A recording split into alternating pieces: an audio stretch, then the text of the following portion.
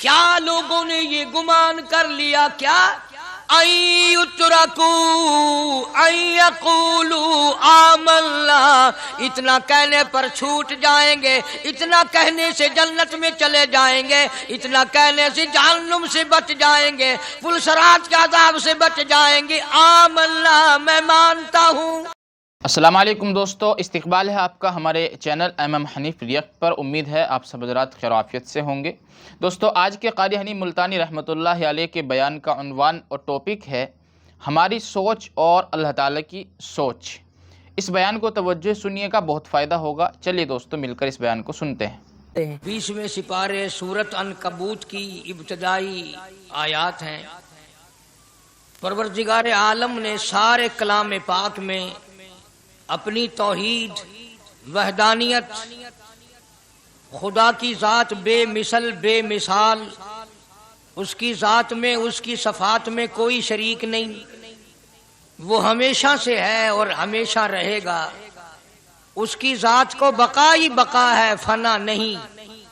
اسی نے اپنی قدرت کاملہ سے نظام کائنات کو پیدا فرمایا اور سارے عالم کے نظام کو وہ خود ہی چلاتا ہے، جدھر کی چاہے ہوا چلائے، جدھر کی چاہے دھوپ چھاؤں کا نظام بنائے۔ وہ کسی معاملے میں بھی کبھی بھی نہ کسی کا محتاج تھا اور نہ ہے۔ وہ چاہے تو راتوں رات فقیر کو تخت تاج دے کر کے تخت شہنشاہی پہ بٹھا دے، وہ اگر چاہے تو بادشاہ کو اٹھا کر پھانسی لگا دے، وہ چاہے تو ایک کو اتنا دے کہ سنبھالا نہ جائے، اور وہ چاہے تو ایک کو اتنا تنگ کر دے کہ بھوک کی وجہ سے موت آ جائے۔ بڑی بے نیاز ذات ہے اس مالک اور قدیر کی۔ نظام شمسی، نظام قمری، ستاروں کا نظام، آسمانوں کا نظام، دریاؤں اور سمندروں کا نظام، سارا وہ خود چلاتا ہے۔ نہ کبھی الیکشن ہوتا ہے، نہ کبھی انتخابات ہوتے ہیں، نہ کبھی یہ سننے میں آیا کہ سمندروں کی چیئرمینی فلاں کو ملے گی، دریاؤں کی چیئرمینی فلاں کو ملے گی۔ فرمایا لم یلد ولم یولد، بس میں ہوں اور کوئی نہیں۔ اسی لیے محبوب کائنات حضرت محمد الرسول اللہ صلی اللہ تعالی علیہ وسلم کو اللہ تبارک و تعالی نے ختم نبوت کا تاج پہنا کر کے بھیجا کہ میرے محبوب دنیا میں جاؤ، لوگ میری ذات کو بھول گئے، کھلانے والے کو بھول گئے، پلانے والے کو بھول گئے، اور اس سے بڑھ کر کے کیا بدجانتی ہوگی، پیدا کرنے والے کو بھول گئے۔ آدمی کے جسم کا نظام کون بنا سکتا ہے؟ اب یہ آنکھ ہے، بظاہر آنکھ ہے، لیکن بجلی کی وائرنگ کی طرح آنکھ سے لے کر پاؤں کے تلی تک ایک نظام چل رہا ہے۔ کان کا نظام ہے، ناک کا نظام ہے، ہاتھ کا نظام ہے، پیر کا نظام ہے، دل اور دماغ کا نظام ہے۔ یہ ساری کی ساری چیزیں وہ نہیں بنا سکتا تو اور کون بنانے والا ہے؟ اسی لیے فرمایا کالی کملی والے دنیا میں جاؤ، میرا نام بلند کرو، میری توحید کا جھنڈا بلند کرو، لوگوں کو بتاؤ کہ خالق کو نہ بھولو، مالک کو نہ بھولو، پروردگار کو نہ بھولو، اس رب کو نہ بھولو جس نے یہ سارا جہان بنایا۔ چنانچہ محبوب کائنات حضرت محمد کریم صلی اللہ علیہ وسلم نے جب یہ اعلان فرمایا کہ لوگوں اس کے سوا کوئی نہیں، پھر مکہ بدلا، برادری بدلی، قوم بدلی، اپنے بدلے، غیر بدلے، سب دشمن ہو گئے۔ ایک میری بات سمجھ لیں، آج جس طرح کا کلمہ آج ہم پڑھتے ہیں، اگر یہی کلمہ پڑھنا ہوتا تو ابو جہل کافر نہ مرتا، عتبہ کافر نہ مرتا، شیبہ کافر نہ مرتا، ولید ابن مغیرہ کافر نہ مرتا، امیہ ابن خلف کافر نہ مرتا، کہ لا الہ الا اللہ محمد الرسول اللہ بھی پڑھتے رہتے اور بتوں کی پوجا بھی کرتے رہتے، ان کو حاجت روا بھی مانتے رہتے، زنا بھی کرتے رہتے، شراب بھی پیتے رہتے، سب کچھ کرتے، کلمہ پڑھتے رہتے۔ ان کو صرف یہ بات سمجھ نہ آئی، بلکہ ان کی سمجھ یہ تھی کہ جس نے لا الہ الا اللہ منہ سے کہہ لیا، اس کو پھر ساری زندگی کا نظام اللہ کے حکموں کے تابع بنانا پڑے گا۔ جس نے لا الہ الا اللہ پڑھا، پھر وہ اپنی مرضی سے کھا نہیں سکتا، جو چاہے کھائے اس کو اختیار نہیں. جس نے یہ اقرار کر لیا کہ اللہ کے سوا کوئی معبود نہیں، وہ میرا رب ہے، وہ میرا پروردگار ہے، اب اس کو اختیار نہیں کہ وہ جو چاہے کھائے. بکری کھائے گا، گائے کا گوشت کھائے گا، بھینس کا گوشت کھائے گا، مرغی کا کھائے گا، کتا نہیں کھائے گا، سور نہیں کھائے گا.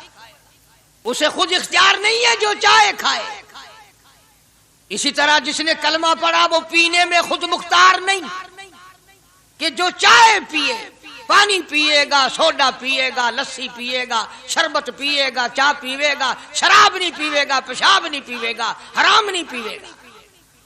اختیار ختم.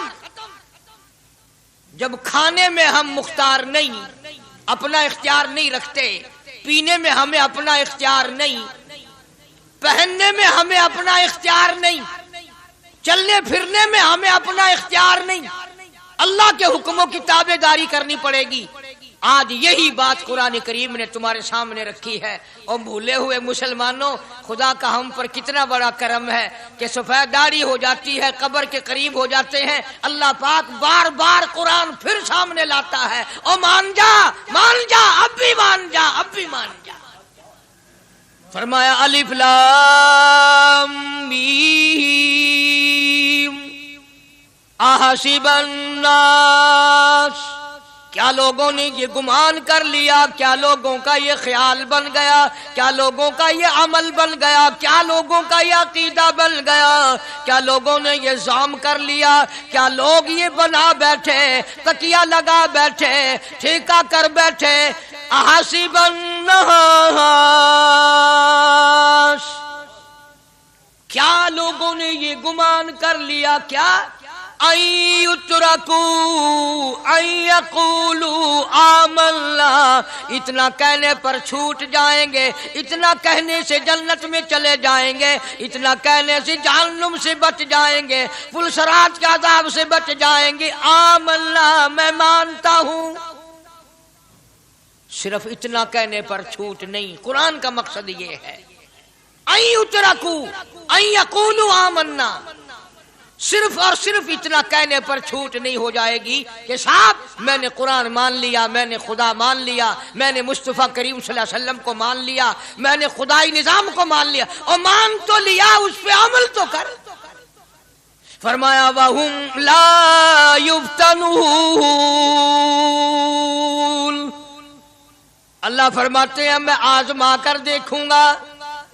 اگر ماسٹر کو امتحان لینے کا اختیار ہے کہ بچہ فیل ہے یا پاس، ڈاکٹروں کو امتحان لینے کا اختیار ہے، پروفیسروں کو امتحان لینے کا اختیار ہے، تو فرمایا وَلَقَدْ فَتَنَّا الَّذِينَ مِن قَبْلِهِمْ فَلَيَعْلَمَنَّ اللَّهُ الَّذِينَ صَدَقُوا وَلَيَعْلَمَنَّ الْكَاذِبِينَ.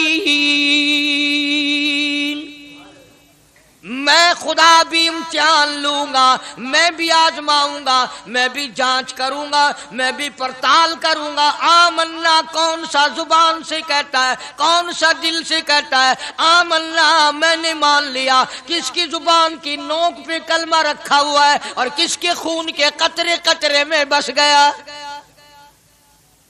میں یہ آزما کر دیکھوں گا، میں یہ پتہ کروں گا کہ آمنا کہنے والے لوگوں کا حال کیا ہے. کہیں ایسا تو نہیں کہ ادھر کلمہ بھی چل رہا ہے، ادھر قبروں کو بھی چاٹا جا رہا ہے، ادھر کلمہ بھی چل رہا ہے، ادھر قبر پرستی بھی ہو رہی ہے، بت پرستی بھی ہو رہی ہے. ارے ہندو اگر بت کی پوجا کرے تو کافر ہے، اور مسلمان 100 قبروں کی مٹی چاٹے اب بھی مسلمان ہے. جناب صحابہ کرام رضوان اللہ تعالی علیہ مجمعین کی جانثار جماعت، وفادار جماعت، نبی کے اشاروں پہ جان دینے والی جماعت، نبی کے سچے عاشق صحابہ کرام کی جماعت آئی. عرض کیا یا رسول اللہ صلی اللہ علیہ وسلم، ہم قیصر و کسریٰ کے دربار میں جاتے ہیں، بڑے بڑے بادشاہوں کے دربار میں جاتے ہیں، ہم دیکھتے ہیں ان کے لوگ کارندے اپنے بادشاہوں کو سجدہ کرتے ہیں. آپ امام الانبیاء، آپ رسولوں کے رسول، آپ نبیوں کے نبی، ساری کائنات کے سردار، اجازت دو ہم بھی آپ کو سجدہ کیا کریں. اجازت دیں آپ، ہم بھی آپ کو سجدہ کرنا چاہتے، ہمارا دل چاہتا ہے. آپ تو بادشاہوں کے بادشاہ ہیں. فرمایا لعن اللہ الیہود والنصارى. اندازہ لگاؤ سوال کیا کیا تھا اور اللہ کے پاک پیغمبر صلی اللہ علیہ وسلم نے جواب کیا دیا ہے. یہی فرما دیتے کہ نہیں بھائی، بلکہ مثال دی پچھلی، لعن اللہ الیہود والنصارى. اللہ تعالیٰ نے لعنتی بنا دیا یہود و نصارہ کو. کیوں؟ اتخذوا قبور انبیائہم مساجدا، انہوں نے اپنے نبیوں کی قبروں کو سجدہ گاہ بنایا، اس لیے ملعون بن گئے، لعنتی بن گئے کہ انبیاء علیہ الصلوۃ والسلام کی قبروں کو سجدے شروع کر دیے.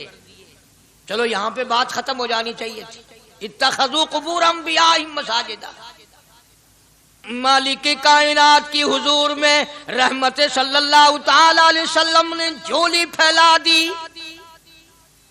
صحابہ اکرام نے ایک سوال کیا، اللہ کے پاک پیغمبر نے اس کا جواب دے دیا، بات ختم ہو گئی. لیکن اللہ کے پاک پیغمبر نے اس بات کو اتنا پختہ کر کے دکھایا اور یہ ثابت کر دیا، میرے صحابہ تم نے سوال کیا، میں نے جواب دے دیا.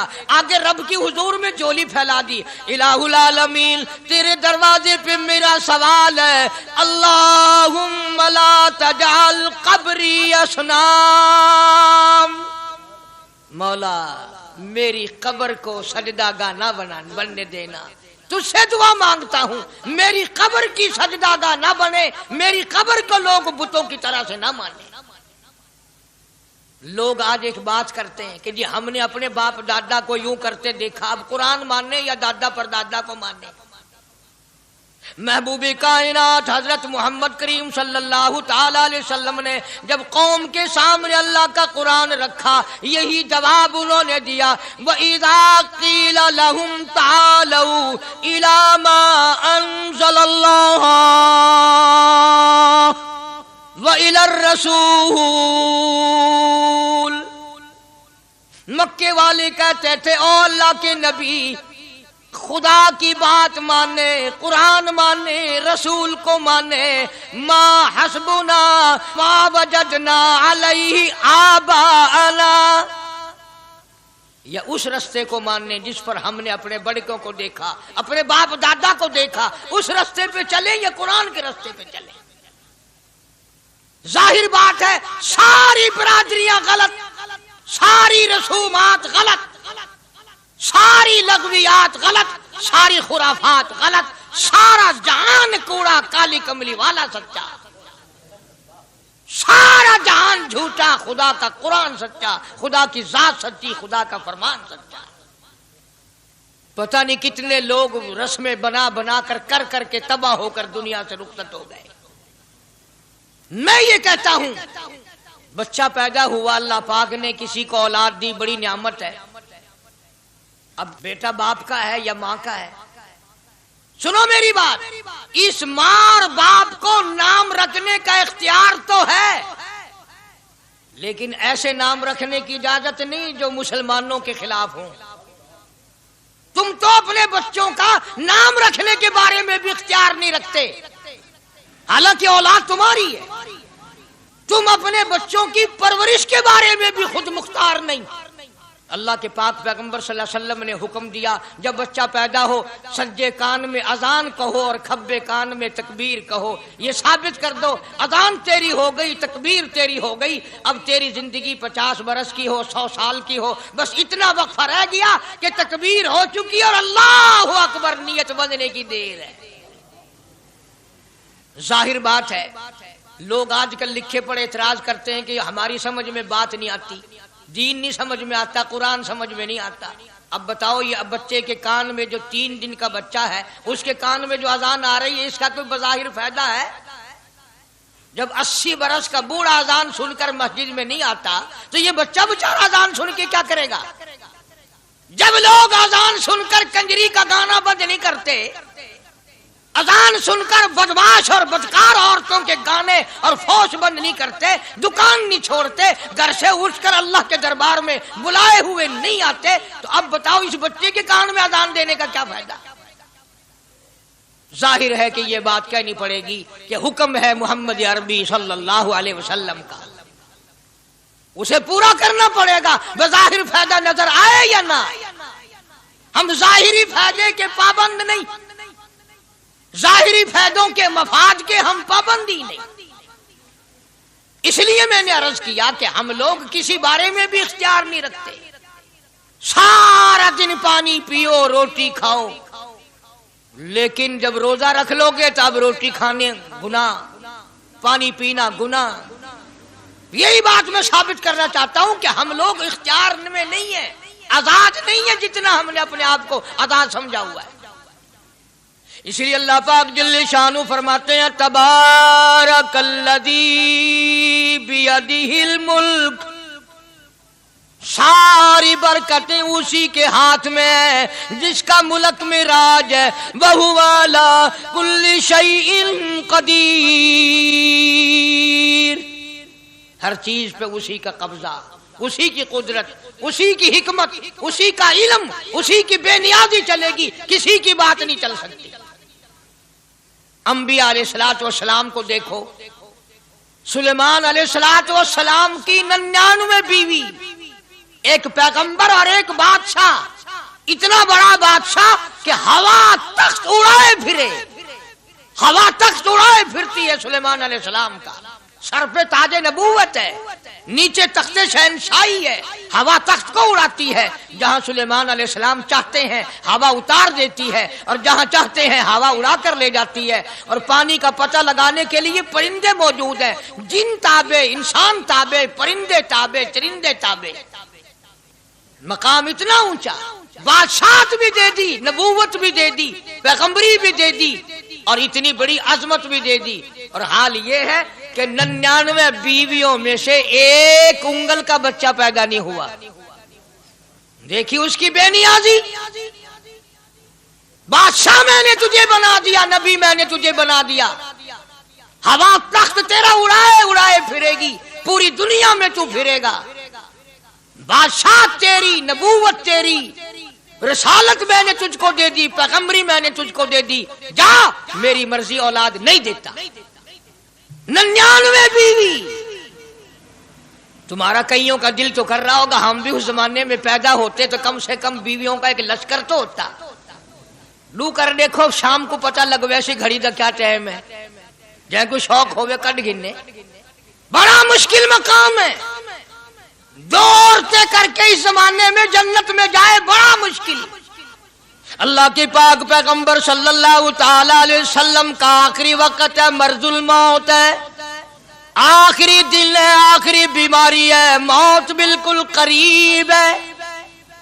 جناب صفیہ رضی اللہ تعالی عنہ کو بلایا، جناب سودا رضی اللہ تعالی عنہ کو بلایا، ام حبیبہ رضی اللہ تعالی عنہ کو بلایا، حضرت حفصہ رضی اللہ تعالی عنہ کو بلایا، حضرت زینب رضی اللہ تعالی عنہ کو بلایا، ام حبیبہ رضی اللہ تعالی عنہ کو بلایا، ساری گھر والیوں کو، ہماری ماں کو بلا کر اللہ کا پاک پیغمبر فرماتے ہیں، او میری گھر والیوں، میرا آخری وقت قریب ہے، بیماری بڑی سخت ہے، اجازت دے دو میں اپنی بیماری کے دن عائشہ کے حجرے میں گزار لوں۔ امام الانبیاء اجازت لے رہے ہیں، اجازت لے رہے ہیں، تم ناراض گھر بیٹھی رہو، میری باری تھی، میری باری تھی، ساری باری عائشہ کے حجرے میں رکھ دی۔ کتنا خدا کا خوف ہے، کس قدر دل میں اللہ تبارک و تعالیٰ کا ڈر ہے کہ کسی حقدار کے دل میں بھی یہ بات نہ آ جائے کہ میری باری ماری گئی۔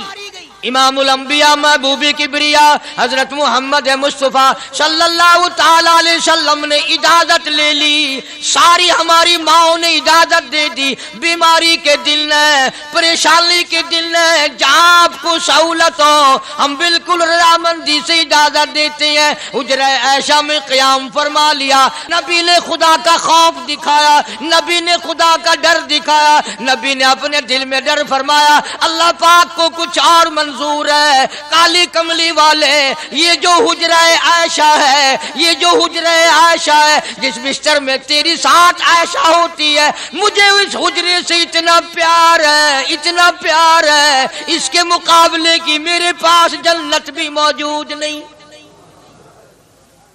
اس حجرے میں قیام فرماؤ، یہی حجرہ سب کچھ بنے گا، سب کچھ یہیں سے ہوگا۔ جناب مدنی کریم صلی اللہ تعالی علیہ وسلم نے بالکل آخری وقت، بالکل آخری لمحات فرمایا میری عائشہ مسواک لے آ۔ مسواک لے آئی، فرمایا عائشہ، او میری عائشہ اس کو نرم کر دے، اس کو نرم کر دے۔ اب بتاؤ، مرد کی منشا، مرد کی غرض اگر عورت نہیں سمجھتی تو اور کون سمجھ سکتا ہے؟ کا مطلب یہ نہ تھا کہ لکڑی سے کوٹ کے لیا، کسی روڑے اینٹ سے کوٹ کے نرم کر کے لیا۔ پیغمبر کے فرمان کو عائشہ صدیقہ نے سمجھا، اپنے منہ مبارک میں مسواک کو چبا دیا، اور پھر یہ نہیں فرمایا کہ عائشہ اسے دھو کے لا، سمجھو یہ نہیں فرمایا اسے دھو کے لا، بلکہ وہی لعاب جو حضرت عائشہ کے منہ کا لگا ہوا تھا، پیغمبر خدا صلی اللہ علیہ وسلم نے اپنے منہ مبارک میں وہی مسواک فرمائی، اور اس کے بعد کلی نہیں فرمائی۔ یہ ثابت کر دیا، لوگوں عائشہ مجھے اتنی پیاری ہے، اتنی پیاری ہے، اتنی پیاری ہے کہ میں آخری وقت میں اس کے منہ کا لعاب اپنے منہ میں لے کے جا رہا ہوں۔ تمام چیزیں اللہ پاک خود کرا رہا ہے۔ اور ایک اور بات سمجھو، تمہاری بھی تمنا ہے، میری بھی تمنا ہے، ہر مسلمان کی تمنا ہے، اللہ کرے آخری وقت اچھی جگہ آئے۔ سب کی تمنا ہے سجدے میں موت آئے۔ جو سا آدمی مسجد میں کبھی داخل نہیں ہوتا، آرزو اس کی بھی ہے کہ سجدے میں موت آئے، پاویں ساری عمر سجدہ نہ کرے۔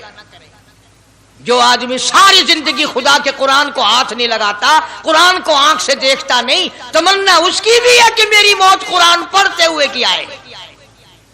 سب کی تمنا ہے کہ میری اچھی جگہ موت آئے، کعبۃ اللہ میں موت آئے، مدینے پاک میں موت آئے، مسجد میں موت آئے، وضو کر کے موت آئے، اللہ کے حضور میں سجدہ ریز ہوں جب موت آئے۔ تم یہ تمنا کر سکتے ہو، تمہاری یہ حسرت ہو سکتی ہے، امام الانبیاء کی کوئی تمنا نہیں۔ کالی کملی والے کی بھی تو تمنا ہوگی، یا اللہ سب سے اچھی جگہ میری موت آئے۔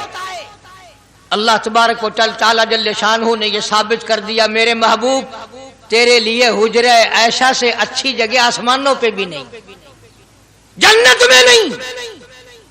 یہ جو عائشہ کا حجرہ ہے، جہاں جبریل کے سلام آتے ہیں، جہاں خدا کا قرآن نازل ہوتا ہے، اس سے اچھا کوئی ٹھکانہ نہیں۔ اور ایک اور بات سمجھو، آج کل بھی تجربہ کر لیں، باپ سے دھی کو بڑا پیار ہوتا ہے، اور باپ کو بھی اپنی بیٹی سے بڑا پیار ہوتا ہے۔ یوں ہی اگر منہ بنا دے بیٹی ابا کے سامنے اور اتنا سا لفظ کہہ دے ابا، رونے کی شکل بنا کر، خدا گواہ باپ کا کلیجہ پھٹ جاتا ہے۔ کیا ہوا بیٹی، دیے کی ہے؟ وہ چپ کر ویندی، 10 مینو ہویا کی ہے؟ چین نہیں آتا جب تک دھی سے پوچھ نہ لے۔ آخری وقت ہے پیغمبر خدا صلی اللہ علیہ وسلم کا، اور حضرت فاطمہ الزہرا رضی اللہ تعالیٰ عنہ اور عائشہ صدیقہ رضی اللہ تعالیٰ عنہ دونوں موجود ہیں۔ اور لوگوں، آج ہمیں باپ کو دنیا سے جاتا ہوا بیٹی دیکھ کر گوارا نہیں کر سکتی، تو فاطمہ الزہرا جس کا ابا کالی کملی والا ہو کیسے گوارا کرتی؟ خود حضرت علی فرماتے ہیں رضی اللہ تعالیٰ عنہ کہ پیغمبر کی وفات کے بعد 6 مہینے فاطمہ الزہرا زندہ رہی، کسی نے ہنستی ہوئی نہیں دیکھی۔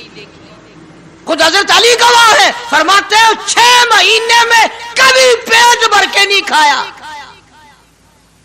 ہر وقت رویا کرتی تھی۔ کبھی کہتی تھی او لوگو، تم نے کن ہاتھوں سے میرے ابا کی قبر پہ مٹی ڈالی؟ تم نے کن ہاتھوں سے شہنشاہ کائنات صلی اللہ تعالی علیہ وسلم کو قبر مبارک میں رکھ دیا؟ ثابت میں یہ کرنا چاہتا ہوں کہ میرا یہ عقیدہ ہے کہ جناب عائشہ صدیقہ رضی اللہ تعالی عنہا کی گود میں حضور کی وفات ہوئی۔ آپ کی وفات شریف حضرت عائشہ صدیقہ کی گود میں ہوئی، تو خداوند کریم نے جس نے ساری کائنات کا آپ کو سردار بنایا، رحمت للعالمین بنایا، ساقی کوثر بنایا، شافی محشر بنایا، تمام مسلمانوں کا پوری کائنات کے لیے رحمت بنا کر کے بھیجا، اللہ پاک نے سب سے اچھی جگہ حضرت عائشہ صدیقہ کی گود پسند آ گئی۔ اس لیے محمد عربی صلی اللہ تعالی علیہ وسلم نے ساری زندگی لا الہ الا اللہ محمد الرسول اللہ لوگوں تک پہنچانے کے لیے مار کھائی۔ آج ہم کلمہ بھی پڑھ رہے ہیں، جھوٹ بھی بول رہے ہیں، کلمہ بھی ہو رہا ہے، رشوت بھی چل رہی ہے، کلمہ بھی پڑھ رہے ہیں، لوگوں کی دھی بیٹیوں کے ساتھ بدکاری بھی ہو رہی ہے، کلمہ بھی چل رہا ہے، شراب بھی پی رہے ہیں، کلمہ بھی پڑھ رہے ہیں، سور بھی کھا رہے ہیں۔ بتاؤ یہ کیا کلمہ ہے؟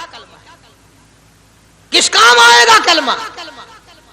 حضرات صحابہ کرام رضوان اللہ تعالی علیہم اجمعین کا یہ عالم ہے، جس نے کلمہ پڑھا اس نے پوری زندگی ایک سیکنڈ میں بدل دی، ایک سیکنڈ میں بدل دی۔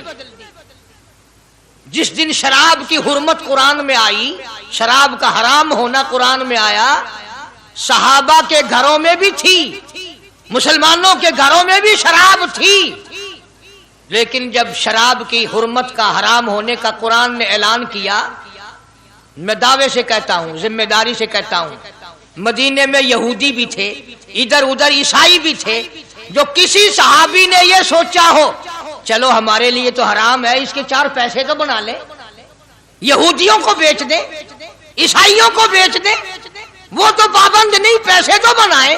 بلکہ علماء نے لکھا ہے کہ مدینے کی گلیوں میں شراب کا دریا بہہ پڑا، مٹکے توڑ دیے، سرائیاں توڑ دی، بوتلیں مار مار کے دیواروں میں توڑ دی، قرآن آیا، اس کے بعد آخری دم تک کسی صحابی نے پینا تو کیا اس برتن کو بھی ہاتھ نہیں لگایا جس میں شراب تھی۔ آج ہم تو اپنے لیے مسئلہ نکال لیتے ہیں۔ اب یہ جتنے غریب لوگ ہیں فیم کھاتے رہتے ہیں، چرس پیتے رہتے ہیں، ہریون کھاتے رہتے ہیں، اور اپنے آپ کو ہر وقت کہتے ہیں میں غریب ہوں، کہاں میرا حساب، کہاں میرا عذاب، کہیں میری جنت، کہاں میرا دوزخ وجنا۔ اچھا تیری خدائی بھئی ہے؟ تمام کے تمام یہ عیب غریبوں نے پکڑ لیے۔ اس لیے اللہ پاک جل شانہ نے اعلان کر دیا، فرمایا احسب الناس،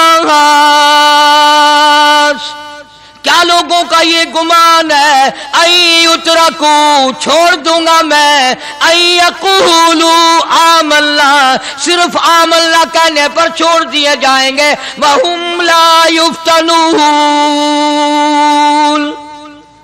میں آزما کر دیکھوں گا کہ لا الہ الا اللہ محمد الرسول اللہ کے مطابق زندگی ہے کہ نہیں، میرے محبوب کے صورت کے مطابق صورت بنی کہ نہیں، لباس بنا کہ نہیں، کھانا پینا میرے محبوب کی اطاعت کرتے ہوئے غلامی میں کرتا ہے یا خود مختار ہو کر کے کرتا ہے۔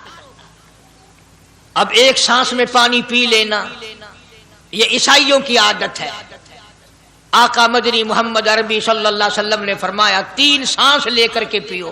اب پیٹ بھی بھر گیا، پانی بھی پیٹ میں چلا گیا، اور کالی کملی والے کی غلامی بھی ہو گئی۔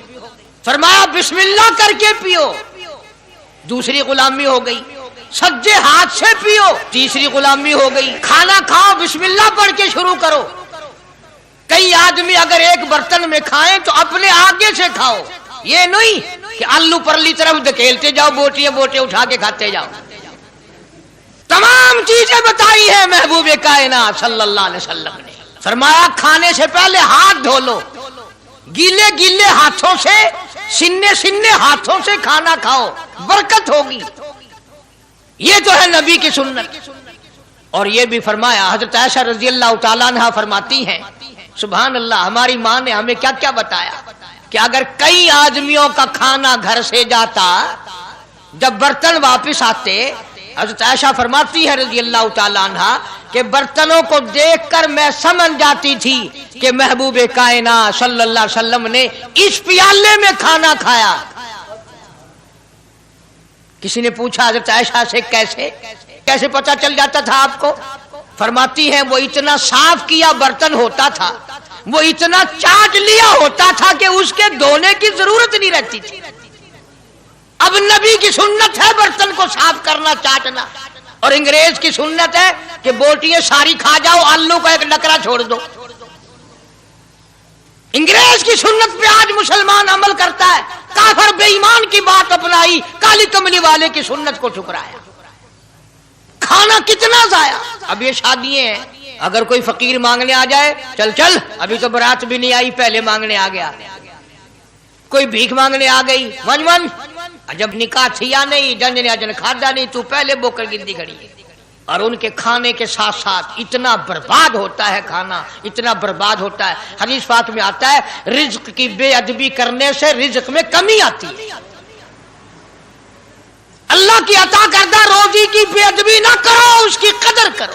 اسی لیے حکم ہے دسترخوان بچھا کر کے کھانا کھاؤ، جو بھورے گرے ہیں پیروں کے نیچے نہ ملو، رزق بد دعا کرے گا، بلکہ ان بھوروں کو اٹھا کر کیڑیوں کے مکوڑوں کے سوراخ پہ ڈال دو۔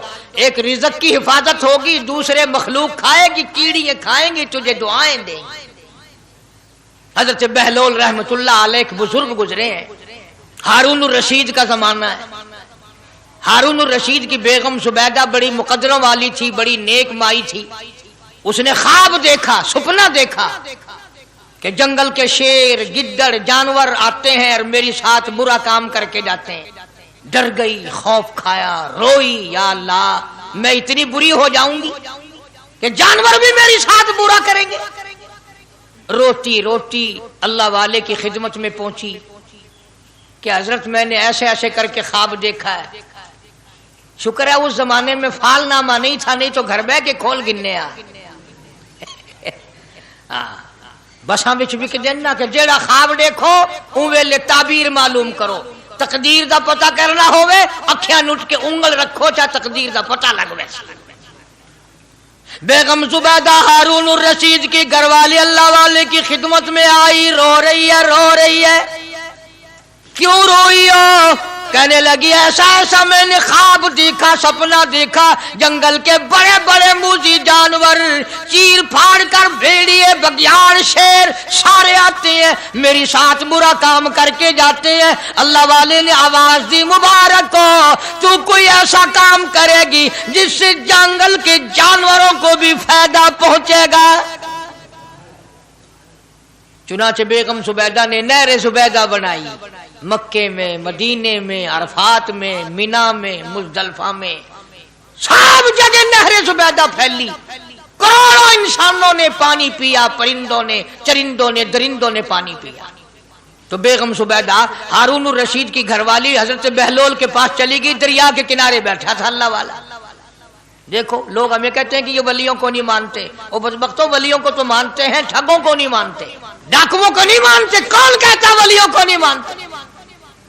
ہم اس کو نہیں مانتے، نہ داڑھی نہ مونچھ، صفا بالکل گونگلو بنا ہوا جڑا ہوئے نا، نہ نیتی نہ قضا کیتی۔ سانو اے پیروارا نہیں کھاندا جو نماز نہ پڑھے، جس کی شکل محمد کریم صلی اللہ علیہ وسلم جیسی نہیں، جس کی شکل صدیق سے نہ ملے، جس کی شکل علی مرتضیٰ سے نہ ملے، جس کی شکل حسین سے نہ ملے، جس کی شکل سید عبد القادر جیلانی سے ملے، وہ چمچیر تھی سکتا ہے، پیر نہیں تھی سکتا، وہ چمچیر ہے۔ زبیدہ گئی، بہلول سے پوچھا کیا کر رہے ہو؟ انہوں نے کہا جنت بیچ رہا ہوں، بہشت بیچ رہا ہوں۔ انہوں نے کہا کتنے کی؟ کہ 500۔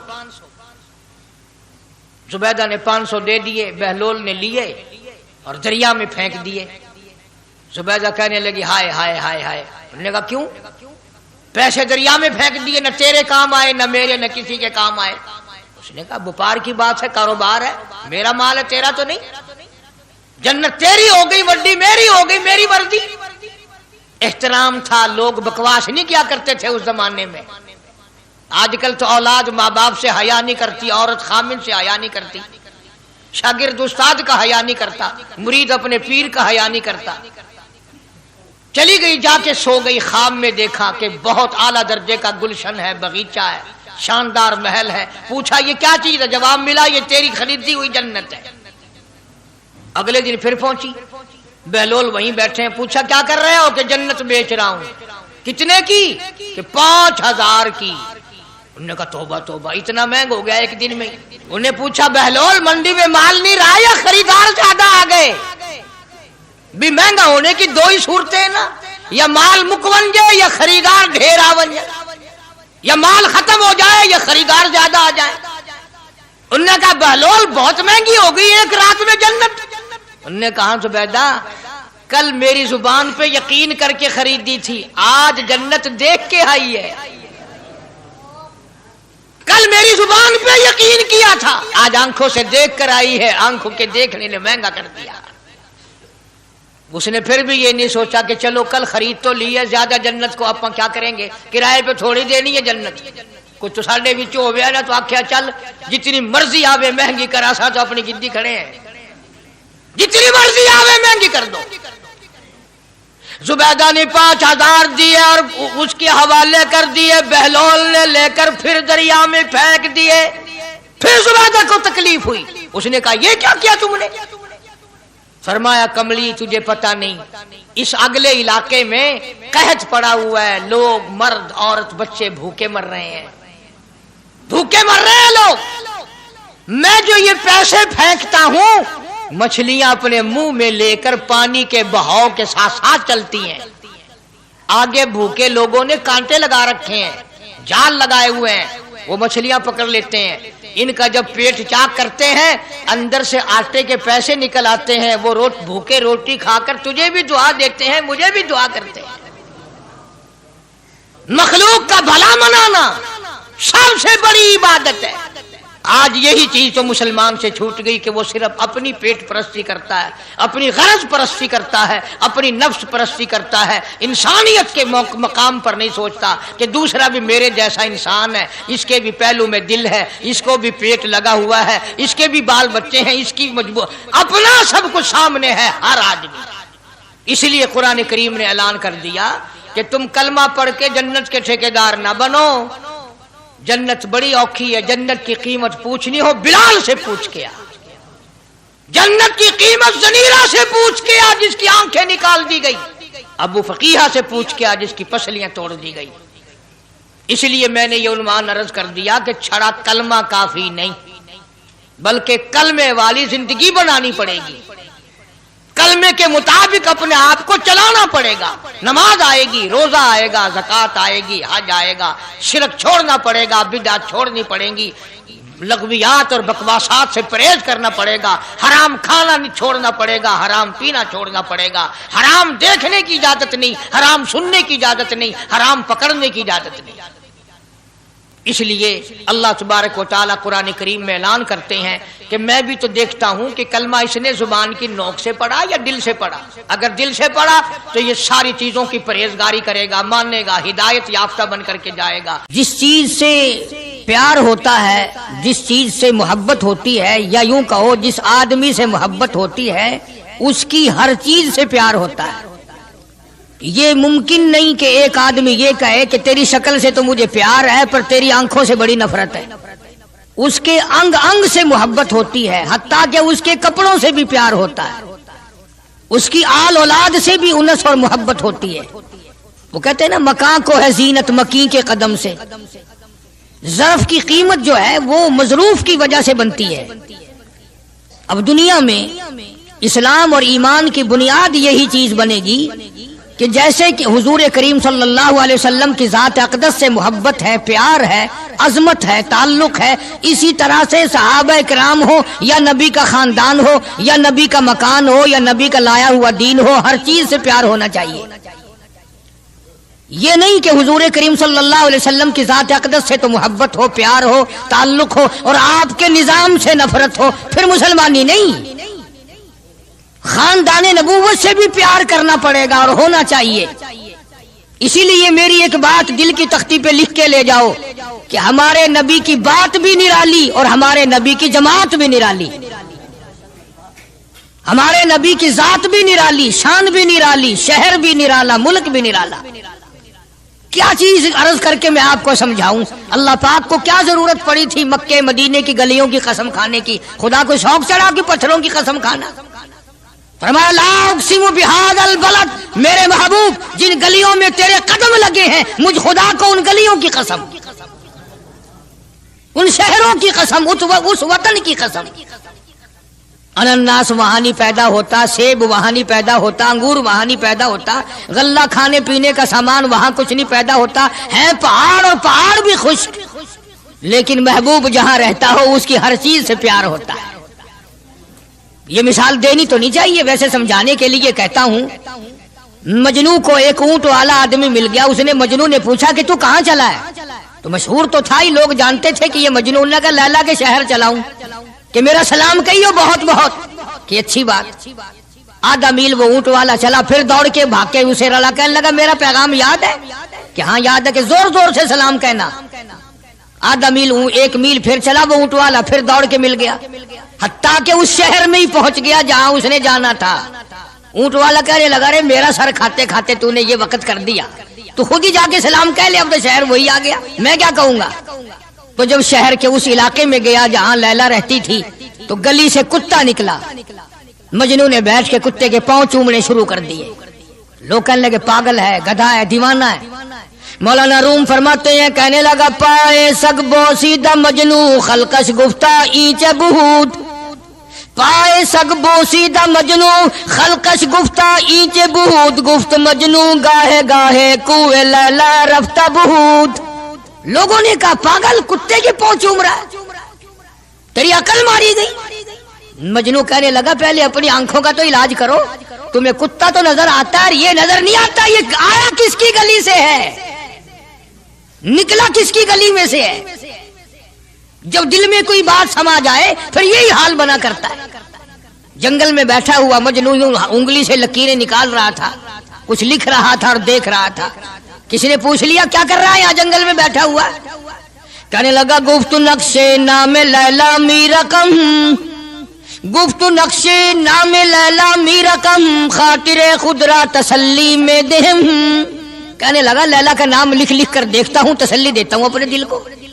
عرض کرنے کا مقصد یہ کہ جب دل میں کسی کی بات سما جائے پھر اس کی شکل سے، پھر اس کے پیر کی خاک سے، ہر چیز سے محبت ہو جاتی ہے۔ تو مسلمان جب کلمہ پڑھتا ہے لا الہ الا اللہ محمد الرسول اللہ صلی اللہ تعالی علیہ وسلم، تو اللہ پاک نے جس نبی کی محبت دلوں میں ڈالی ہے اس کی ہر چیز سے پھر پیار ہونا چاہیے۔ اب جو جماعت نبی کے ساتھ ساری زندگی رہی ہو، آخری وقت تک جس جماعت نے سرکار دو عالم صلی اللہ علیہ وسلم کا ساتھ دیا ہو، وہ جماعت کتنی ممتاز ہوگی، وہ کتنی شان والی جماعت ہوگی کہ معمولی لوگ تو نہیں ہے، اور ان کی بڑی خصوصیات ہیں۔ مثلا ایک قافلہ چل رہا ہے، اور وہ قافلہ اور وہ لشکر بھی کتنا خوش قسمت ہوگا جس میں خود محمد عربی صلی اللہ علیہ وسلم موجود ہے۔ پانی ختم ہو گیا، گرمی تھی، شدت کی بڑی تکلیف ہوئی لوگوں کو بھی جانوروں کو بھی، تو صحابہ کرام نے مشورہ کیا اور اکٹھے ہو کر کے سرکار دو عالم صلی اللہ علیہ وسلم کے دربار عالیہ میں آئے کہ جی پانی نہیں ہے، جانوروں کو بڑی تکلیف ہے اور آدمیوں کو بڑی پیاس ہے، بڑی تکلیف ہے، آپ اللہ پاک سے دعا فرمائیں۔ جناب سرکار مدینہ صلی اللہ علیہ وسلم نے دعا فرمائی۔ آواز آئی میرے محبوب موسیٰ علیہ السلام نے بھی پانی مانگا تھا، میں نے ان کو پانی دیا۔ اس طریقے سے قرآن کہتا اضرب بعصاک الحجر، لکڑی پتھر میں مارو، انہوں نے پتھر میں آسا مارا، ہم نے فانفجرت من حسنتا عشرۃ عینا، ہم نے 12 چشمے جاری کر دیے تھے۔ موسیٰ علیہ السلام نے لکڑی ماری۔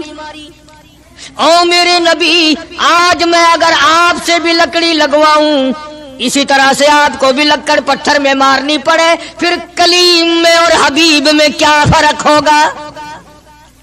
وہ کلیم اللہ ہے، آپ حبیب اللہ ہیں، آپ کو لکڑی مارنے کی ضرورت نہیں۔ یہ پیاری پیاری انگلیاں جو یتیم کے سر پہ پھرتی ہیں، یہ پیاری پیاری انگلیاں جو ہر صحابی کے ساتھ مسافہ ہونے میں ملتی ہیں، غریبوں کے لیے دعا کے لیے اٹھتی ہیں، میرے محبوب صلی اللہ علیہ وسلم یہی پیاری پیاری انگلیاں ایک پانی کے برتن میں آپ رکھ دیں، مجھے اپنی کبریائی کی قسم سارے قافلے کو ان انگلیوں سے نکلا ہوا پانی پلا دوں گا۔ چنانچہ آپ صلی اللہ علیہ وسلم نے ایک برتن میں انگلیاں رکھ دی، سارے جانوروں نے پانی پی لیا، سارے صحابہ کرام نے پانی پی لیا۔ اب میں نے عرض کر دیا ایک واقعہ اور آپ نے سن لیا، لیکن تہ کو آپ نہیں پہنچے، اصل تو میں بھی نہیں پہنچ سکتا، میرا ادراک اتنا کہاں کہ پیغمبر کی باتوں کو میں 100% سمجھ سکوں، نہیں سمجھے۔ ارے پانی اور چیز ہے، دنیا سوڈے پیتی ہے، شربت پیتی ہے، جوس پیتے ہیں، तरह तरह की चाय पीते हैं, दूध पीते हैं, तरह तरह के मुल्कों का पानी पीते हैं, सब जगह हर चीज पी होगी, हजारों मशरूबात पिए होंगे, हजारों शरबत पिए होंगे, हजारों किस्म के सुकैश पिए होंगे, पर खुदा की कसम अबू बकर और बिलाल उस जमात के जवान हैं जिन्होंने हुजूर की उंगलियों से निकला हुआ पानी पिया। ये शहादत हर एक को कैसे मिल सकती है? उन्हीं लोगों को अल्लाह तबारक व तआला ने यह मकाम बख्शा था कि खुदावंद आलम ने उनको इतनी बड़ी अजमतें अता फरमाई। और मैं तो ये कहा करता हूं कि सहाबा किराम की नमाजों को भी एक तरफ रखो, रोजों को भी एक तरफ रखो, जिहाद को एक तरफ रखो, उनकी फाका और उनका प्यासा मरना अल्लाह के राह में, इन सारी चीजों को एक तरफ रखो। ये बात उनकी कोई कमी है कि आंख बिलाल की हो और इमामुल अंबिया का चेहरा अनवर हो? हम तो उन लोगों में से हैं। हमारे यहाँ दारुल उलूम देवबंद में खजाने में एक चीज महफूज है 150 साल से, 150-200 साल से एक चीज मौजूद है। साल भर में कभी खास मौके पर उसका दीदार कराया जाता है, ज़ियारत कराई जाती है। ये मैं सफाई नहीं दे रहा, कई लोग कहते होंगे जी देवबंदियों की सफाई देता है, बल्कि मैं अपना अकीदा और अपने बुजुर्गों का प्रोग्राम बताता हूं कि ऐसे थे लोग। दारुल उलूम देवबंद के खजाने में एक रुमाल है।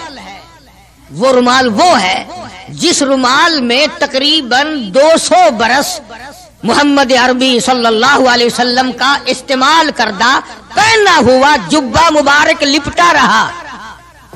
यानी ये रुमाल हुजूर सल्लल्लाहु अलैहि वसल्लम का इस्तेमाल करदा नहीं, आप उनके हाथ ने, आपके चेहरे अनवर ने या आपके बदन मुबारक के किसी हिस्से ने इस रुमाल को इस्तेमाल नहीं किया और ना कोई गलत बयानी हुई, बल्कि ये साबित है कि इस रुमाल में हुजूर सल्लल्लाहु अलैहि वसल्लम का जुब्बा मुबारक जो था वो 200 बरस तक लिपटा रहा। हजरत मौलाना मोहम्मद कासिम साहब नानौतवी रहमतुल्लाह अलैह ने उस रुमाल को सोने की डबिया में रखा हुआ है और उस रुमाल की सारे अल्लाह वाले ज़ियारत करते हैं कि ये सरकार मदीना सल्लल्लाहु अलैहि वसल्लम के कपड़े को लगा है, खुद आपके जिस्म को भी नहीं, आपके कपड़े को लगा है। जो लोग हुजूर के कपड़े को लगे हुए कपड़े की भी इज्जत करते हो, उनके अंदर हुजूर की मोहब्बत कितनी होगी? वो सोने की डबिया में मौजूद है और कभी कभी उसका खास मौके पर एहतमाम के साथ उसकी ज़ियारत कराई जाती है। नाम पता बताने की मुझे इजाजत नहीं है। यहाँ पाकिस्तान में एक जगह है, वहां पर हुजूर करीम सल्लल्लाहु अलैहि वसल्लम की रीश मुबारक, आपकी दाढ़ी मुबारक का एक बाल सोने की डबिया के अंदर और डबिया और फिर उसमें बड़ा कुछ इतर वगैरह उसमें वो संभाल के रखा हुआ है और एक बाल मुबारक में से 2-3 शाखें और निकली हुई हैं। नहीं अर्ज कर रहा था कि जो लोग आपके नालैन मुबारक की भी इज्जत करते हो, उनके खुद अपने दिलों में कितनी मोहब्बत और अजमत होगी। हदीस पाक की एक किताब है जामे तिरमिज़ी, अरबी मदारिस में पढ़ाई जाती है। उस किताब में सरकार मदीना सल्लल्लाहु अलैहि वसल्लम का हुलिया नक्शा मौजूद है।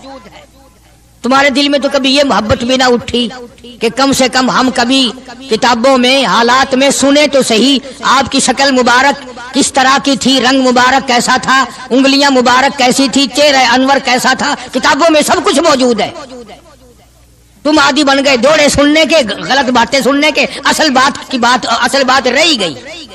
तो मैं बताना ये चाहता हूं कि जामे तिरमिज़ी किताब जो है हदीस पाक की, उसमें आप सल्लल्लाहु अलैहि वसल्लम की चप्पल मुबारक का नक्शा है, आपकी नालैन मुबारक का नक्शा है, यानी सरकार दो आलम सल्लल्लाहु अलैहि वसल्लम की जूती मुबारक का नक्शा है। अब वो है उस जमाने की, बिल्कुल सादा चप्पल है, पहाड़ी किस्म की। तो मेरे बुजुर्गों का और मेरे अकाबिर का, उलमाए देवबंद का यह अकीदा है कि अगर कोई आंखों से वो नक्शा देख ले, तवज्जो करना, और दिल में ये ख्याल लाए हैं ये भी कोई जुत्ती है, बाटा वाले इतनी अच्छी बनाते हैं, सर्विस वालों की इतनी चप्पलें अच्छी हैं, फलाने मुल्क की इतनी अच्छी, अमेरिका में यूं बनती है, हमारे यहाँ कंपनियां यूं बनाती है, ये तो कोई खास चप्पल नहीं। हमारे बुजुर्गों ने लिखा है जिसके दिल में इतनी सी बात आई, ईमान चला गया। ईमान नहीं रहेगा इसलिए कि उस जात की नालैन मुबारक की इज्जत भी फर्ज है। आई बात समझ में? यानी किस कदर अजमत है, किस कदर मोहब्बत है और किस कदर ताल्लुक है मोहम्मद अरबी सल्लल्लाहु अलैहि वसल्लम की जात से इन लोगों को। मौलाना रशीद अहमद साहब गंगोही रहमतुल्लाह अलैह रमजानुल मुबारक में मदीने पाक से मुरीद खजूरें लाके दे देते, तो आप मुरीदीन को खजूरें तकसीम फरमाते और फरमाते गुठलियां मुझे वापस कर दो, खजूरें खाकर गुठलियां वापस दे दो। हजरत क्या करते, उन गुठलियों को इकट्ठा करके हावन दस्ते में कूटकर सफूफ बनाकर रख लेते और रमजान शरीफ में जिस पानी से रोजा इफ्तार करते वो गुठलियों वाला सफूफ उसमें मिलाकर पीते कि ये मेरे आका के शहर की गुठलियां हैं। कितनी बड़ी इज्जत है। उस जमाने में बिजलियां नहीं होती थी, चिराग जलते थे हुजूर करीम सल्लल्लाहु अलैहि वसल्लम के गुंबद खिदरा पे, जहां हर वक्त अल्लाह की रहमतें बरसती हैं। अल्लाह हर एक को ज़ियारत नसीब फरमाए। 24 घंटे फरिश्ते सलाम पढ़ रहे हैं, सलात पढ़ रहे हैं, दुरूद पाक पढ़ रहे हैं, चारों तरफ से रहमत ही रहमत बरस रही है। तो जैतून तेल जलता था, किसी मुरीद ने हजरत को लाके वो चिराग का बचा हुआ तेल, एक तो जैतून वैसे बकबका होता है, जैतून का तेल कोई जायकेदार नहीं होता, वैसे ही बकबका, और फिर उस चिराग का बचा हुआ जो जल चुका हो और भी ज्यादा बदबूदार हो जाता है। लेकिन मौलाना रशीद अहमद गंगोही रहमतुल्लाह अलैह को जब किसी ने लाके दिया तो हजरत ने वो बचा हुआ चिराग का तेल खड़े होके पिया। तो किसी ने पूछा हजरत ये क्यों? फरमाया तुझे क्या मालूम है, ये उस चिराग का बचा हुआ तेल है जो काली कमली वाले सल्लल्लाहु अलैहि वसल्लम के रोज़ा अक़दस पे जल रहा था। मौलाना मोहम्मद कासिम साहब नानोतवी रहमतुल्लाह अलैह को किसी ने मदीने पाक से रुमाल लाके दिया, आप उसको चूमने लगे, आंखों से लगाने लगे। तो किसी ने कहा हजरत क्या चूम रहे हो, ये तो इटली का बना हुआ रुमाल है, मदीने में रुमाल थोड़े ही बनते हैं, ये तो इटली का फला मुल्क का बना हुआ, जर्मन का बना हुआ रुमाल है, आप चूम रहे हैं इसको, ये मदीने में थोड़ी फैक्ट्री कोई रुमालों की कारखाना है। फरमाया नहीं ठीक है, मुझे भी पता है बनाया जर्मन वालों ने है, बना इटली में है, लेकिन ये बात तो देख, मैं तो इसलिए चूम रहा हूँ कि मदीने की हवा इसको लगी है, मदीना मुनव्वरा की इसको हवा लग गई है, इसलिए मैं मोहब्बत में चूम रहा हूँ। अर्ज करने का मकसद ये कि इन लोगों के दिलों में प्यार होता है तो प्यार के इजहार के तरीके होते हैं, मोहब्बत कभी नहीं छुपी रहा करती। मौलाना मोहम्मद कासिम साहब नानोतवी रहमतुल्लाह अलैह जब मदीने पाक पहुंचे, कई मील इधर को जूता उतार दिया, रात का वक्त था, पैर जख्मी हो रहे हैं, सवारी खाली चल रही है। किसी ने अर्ज किया हजरत सवारी पे सवार हो जाओ, पांव जख्मी हो रहे हैं। फरमाया मदीना मेरे आका का शहर है, सवारी पे चढ़कर दाखिल होते हुए मदीने पाक में शर्म आती है, मदीने जैसे शहर में सवारी पे चढ़कर दाखिल हूं। चुनाचे जितने दिनों मदीने पाक में रहे जूता नहीं इस्तेमाल किया, जूता नहीं पहना मदीने पाक में रहते हुए मौलाना मोहम्मद कासिम नानोतवी रहमतुल्लाह अलैह ने। तो शागिर्दों ने पूछा हजरत पथरीला इलाका है, ठोकरें लगती हैं, आप ऐसा ना करें। फरमाया भाई डर लगता है कहीं मेरा जूते वाला पैर उस जगह पर ना कि पड़ जाए जहां मेरे आका हजरत मुहम्मदुर रसूलुल्लाह सल्लल्लाहु ताला अलैहि वसल्लम के कदम मुबारक लगा। इतनी अजमत, इतना प्यार, इतना अदब। इमाम मालिक रहमतुल्लाह अलैह ने सारी उम्र मदीने पाक में गुजारी, लेकिन मैं जिम्मेदारी से कहता हूं 3 मील के अंदर अंदर इमाम मालिक ने कभी पेशाब पखाना नहीं किया। मदीने शहर में इमाम मालिक ने कभी पेशाब पखाना नहीं किया। फरमाते थे मेरे आका का शहर है, मुझे शर्म आती है।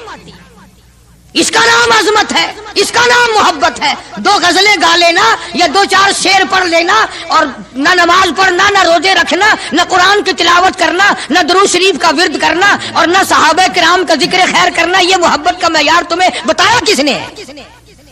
तुम्हें शक्लों से पता नहीं चलता कि ये हुजूर करीम सल्लल्लाहु अलैहि वसल्लम का मोहब्बत करने वाला या नहीं करने वाला? कैसे मोहब्बत का मेयार अपना सकते हैं वो लोग, चरस पीने वाले, फीम खाने वाले, भंग पीने वाले, कुत्तों से हर वक्त खेलने वाले, वो कभी आका दो आलम सल्लल्लाहु अलैहि वसल्लम के खादिम हो ही नहीं सकते।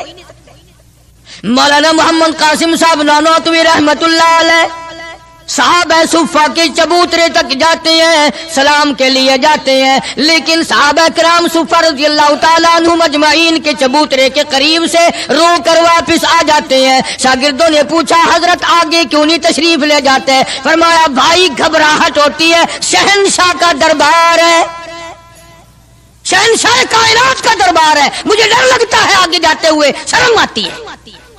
कई दिनों के बाद माजा शरीफ तक गए, जालियों के करीब तक गए और वहां जाकर के सलाम अर्ज किया।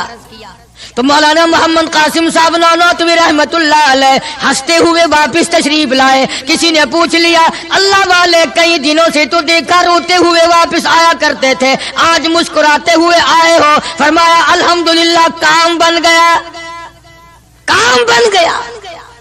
اس کسی نے پوچھ لیا کیا کام بن گیا؟ فرمانے لگے تمہیں کیا معلوم ہے میرے آقا کا مجھ پہ اتنا کرم تھا, میرے آقا کا مجھ پہ اتنا کرم تھا, بھر دیا میرا دامن پھیلانے سے پہلے. میرے آقا کا مجھ پہ اتنا کرم تھا, نشہ رنگ لایا پلانے سے پہلے, اور بھر دیا میرا دامن پھیلانے سے پہلے. مجھے کالی کملی والے صلی اللہ علیہ وسلم نے دودھ پلا دیا, علم حدیث پلا دیا. عجب انداز کے لوگ ہیں, عشق ان جیسا. باہر تشریف لائے, نعتیہ کلام تو دیکھو, عشق کے بغیر ایسا کون کہہ سکتا ہے. یوں فرماتے ہیں جیوں تو سگانے, جیوں تو سگانے حرم کے ساتھ پھروں, او میری مولا بقایا زندگی اگر میری ہے, میرا مدینے کے کتوں میں شمار کر دے, میں بڑا راضی. جیوں تو سگانے حرم کے ساتھ پھروں, اور مروں تو کھائے مجھ کو مدینہ کے مرغ مار, میں مدینے میں مر جاؤں, مدینے کے پرندے مجھے کھا جائے, میں بڑا راضی. کیا انداز ہے ان لوگوں کا. اور ایک بڑے عظیم بزرگ اسی زمانے کے ہیں مولانا محمود الحسن صاحب شیخ الہند صاحب کا رحمت اللہ علیہ. بڑے بڑے عجیب لوگ تھے. کلام تو ان لوگوں کا حق تھا نا جو ہر وقت نبی صلی اللہ علیہ وسلم کی یاد میں مگن رہتے تھے, اسی لگن میں لگے رہتے تھے, اسی سوز و گداد میں, اسی محبت میں ہر وقت رہتے تھے. مولانا شیخ الہند رحمت اللہ علیہ جنت کو خطاب کر کے کہتے ہیں, فرماتے ہیں او جنت میں نے مانا کہ تجھ میں حور و قصور رہتے ہیں, او جنت میں نے مانا کہ تجھ میں حور و قصور رہتے ہیں, اور یہ بھی میں نے مانا کہ ضرور رہتے ہیں. کیا تخیل ہے حضرت شیخ الہند رحمت اللہ علیہ کا. فرمایا او جنت آ میرا طواف کر کہ میرے دل میں حضور رہتے ہیں صلی اللہ علیہ وسلم. بڑی عجیب بات کہی. اور جنت تیری ساری نعمتیں, تیرے سونے کے مکانات, تیری چاندی کی اینٹیں, تیرے مشک و عنبر سے بنے ہوئے گارے کے محلات, تیری نہریں, تیری حوریں, تیرے قصور, تمام نعمتیں, آؤ ساری میرے طواف کرو, اس لیے کہ میرے دل میں کالی کملی والے بسے ہوئے ہیں صلی اللہ علیہ وسلم. عرض کرنے کا مقصد یہ کہ یہ لوگ تھے جو نبی کی ہر چیز سے پیار کرتے تھے, رنگ سے, روپ سے, شہر سے, حالات سے, در و دیوار سے, ساری چیزوں سے. اللہ جس کو نصیب کر دے یہ ہر ایک کو تھوڑا ہی ہوتا ہے. مولانا قاضی احسان احمد صاحب شجاع آبادی رحمت اللہ علیہ فرماتے تھے اس زمانے میں عرب میں غربت تھی, نہ سونا تھا نہ پٹرول تھا, غریب حالات تھے وہاں کے. فرماتے ہم نے کھانا کھایا, اور کھانا کھا کر ہم نے ایک ہڈی چوس کر پھینکی, تو ایک عربی ایک دیہاتی کا بچہ کھڑا ہوا تھا, وہ اس ہڈی کو اٹھا کر چوسنے لگا. ہم نے دیکھ لیا, ہمیں ترس آیا, ہم نے اس بچے کو اپنے پاس بلایا, چھوٹا سا معصوم بچہ ہے, اور اسے کھانا کھلایا, اور کھانا کھلایا, پانی پلایا, کچھ پیسے بھی دیے اس کو کہ بھی کسی غریب کا بچہ ہے جو ہڈی پھینکی ہوئی اٹھا کے چوس رہا تھا. اس کے بعد ہم نے اس بچے سے کہا یا ایھا الصبی کہ او بچے ہمارے ساتھ ہمارے ملک چل, تجھے کھلاویں گے بھی, پلاویں گے بھی, کپڑے بھی دیں گے, تیری شادی بھی کریں گے, تجھے سب کچھ دیں گے, مکان بھی دیں گے, سب انتظام کریں گے تیرا. انہوں نے کہا سب کچھ کرو گے کہ ہاں سب کچھ دیں گے, ساری چیزیں مجھے کھلا پلا کرو گے کہ سب کچھ کھلایا پلایا کریں گے, کپڑے بھی خوب دو گے کہ ہاں کپڑے بھی خوب دیں گے, مکان بھی دو گے کہ ہاں مکان بھی دے دیں گے. اللہ اکبر. معصوم بچہ گنبد خضرا کی طرف اشارہ کر کے کہنے لگا کیا تمہارے ملک میں یہ بھی ہے, تمہارے ملک میں یہ بھی ہے؟ ایسا فرماتے تھے میری چیخ نکل گئی کہ اور سب کچھ ہے یہ نہیں. چھوٹا سا معصوم بچہ کسی دیہاتی کا بھوکا رو کے کہنے لگا تمہاری پھینکی ہوئی ہڈیاں چوسنا اٹھا کر کھانا منظور ہے، اس گنبد خضرا سے بے وفائی نہیں کروں گا، یہی رہوں گا، جاؤں گا نہیں۔ عرض کرنے کا مقصد یہ جب تعلق ہو جائے اور کھانا کیا، پینا کیا، ٹور کیا، بنگلہ کیا، کوٹھی کیا، کوئی چیز سمجھ میں نہیں آتی پھر۔ اس لیے اللہ کے قرآن نے اعلان کر دیا وَمِنَ النَّاسِ مَن يَشْرِي نَفْسَهُ ابْتِغَاءَ مَرْضَاتِ اللَّهِ۔ اللہ پاک خود اعلان کرتا ہے بعض لوگ وہ ہیں جنہوں نے میرے ساتھ کاروبار کیا، جنہوں نے معاملہ کیا، جنہوں نے میرے ساتھ دھندا کیا، لین دین کیا، من یشری نفسہ ابتغاء مرضات اللہ۔ کچھ لوگ ایسے ہیں، اللہ پاک قرآن میں اعلان کرتا ہے کچھ لوگ ایسے ہیں جنہوں نے میری ساتھ کاروبار کیا، خرید و فروخت کی، حالات یہ بنائے، میری رضا خرید لی، اپنی جان میرے حوالے کر دی، میری خوشنودی خرید لی، میری رضا مول لے لی، میری اطاعت مول لے لی، میری ذات اپنے لیے وقف کر لی۔ نفسہ ابتغاء مرضات اللہ واللہ رؤوف بالعباد۔ ایسے ہی لوگوں کے لیے میری شفقتیں ہیں، ایسے لوگوں کے لیے میری مہربانیاں ہیں، ایسے لوگوں کے لیے میرا لطف اور کرم ہے، میری عطا اور بندہ نوازی ایسے لوگوں کے لیے ہیں جو میری ساتھ کاروبار کریں، جان مجھ ہے تو میری دی ہوئی لیکن وہ میرے حوالے کر دیں، میں جب اسلام ایمان قرآن کے لیے چاہوں ان کی جان کو لے کر استعمال کر سکتا ہوں۔ اور آگے قرآن کریم نے جو بات فرمائی وہ بڑی عجیب ہے، فرمایا یا ایھا الذین آمنوا ادخلوا فی السلم کافہ، او ایمان والو، کلمہ پڑھنے والو، نبی کی زبان پر یقین کرنے والو، قبر اور قیامت پہ یقین کرنے والو، موت کا یقین کرنے والو، آخرت پہ ایمان رکھنے والو، آؤ ادخلوا فی السلم کافہ، اسلام میں پورے پورے داخل ہو جاؤ۔ یعنی یہ نہیں کہ دل میں تیرے اسلام ہے اور شکل تیری اسلام سے باہر ہے، یہ نہیں کہ دل میں اسلام ہے اور کپڑوں میں نہیں، دل میں اسلام ہے اور پیروں میں نہیں اور ہاتھ میں نہیں، اعمال میں نہیں، نظام میں نہیں، تو یہ بات غلط ہے۔ کافہ پورے پورے داخل ہو جاؤ اسلام میں مرنے سے پہلے پہلے۔ یہ نہیں ہے کہ دل میں تو محبت رکھو حضور کریم صلی اللہ علیہ وسلم کی اور تعلق، اور ویسے رکھو جی انگریز بہت اچھے ہیں جی، کیا کہنا انگریزوں کا، یہودی بہت اچھے ہیں، بہت اچھے ہیں، دنیا میں بڑے ترقی یافتہ ہیں، جی یہودیوں کی ریس کون کر سکتا ہے؟ خدا اس بات سے ناراض ہے، فرمایا ارے یہودی کیا کریں گے، سینکڑوں ہزاروں یہودی مل کر، کروڑوں یہودی مل کر نعوذ باللہ میرے بلال کی پیر کی اڑی ہوئی خاک کا مقابلہ نہیں کر سکتے۔ رہی بات دیانت و امانت کی کہ صاحب انگریز بڑی دیانت سے کام لیتے ہیں، تو یہ تو ہماری غلطی ہے، اسلام کی غلطی تھوڑی ہے، یہ اسلام نے تھوڑی سکھایا ہے کہ منہ میں اللہ اللہ کرو اور دل میں کچھ اور بسا کر کے رکھو، یہ بات تو قرآن نے نہیں سکھائی۔ فرمایا ادخلوا فی السلم کافہ، اسلام میں پورے پورے آ جاؤ، سر سے لے کر پیروں تک اسلام کو نافذ کرو، اپنے گھروں کو مسلمان والا گھر بناؤ، اپنے کاروباری ادارے کو، دکان کو اسلام والی بناؤ، یہ نہیں کہ بازار اور چیز ہے قرآن اور چیز ہے۔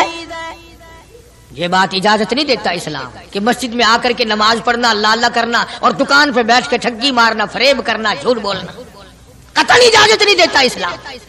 ہر میدان کے لیے اسلام پکڑتا ہے، اس کی غلامی کرتے ہوئے چلنا پڑے گا، اگر اس کی غلامی نہ ہوئی تو بات بگڑے گی، اور یعنی اصل تو یہی بگڑے گی، یعنی بگڑے گی تو آگے جا کر کے بگڑے گی، اور ہزاروں کی بگڑتی دیکھی، دنیا ہی میں ہزاروں کی بگڑتی دیکھی۔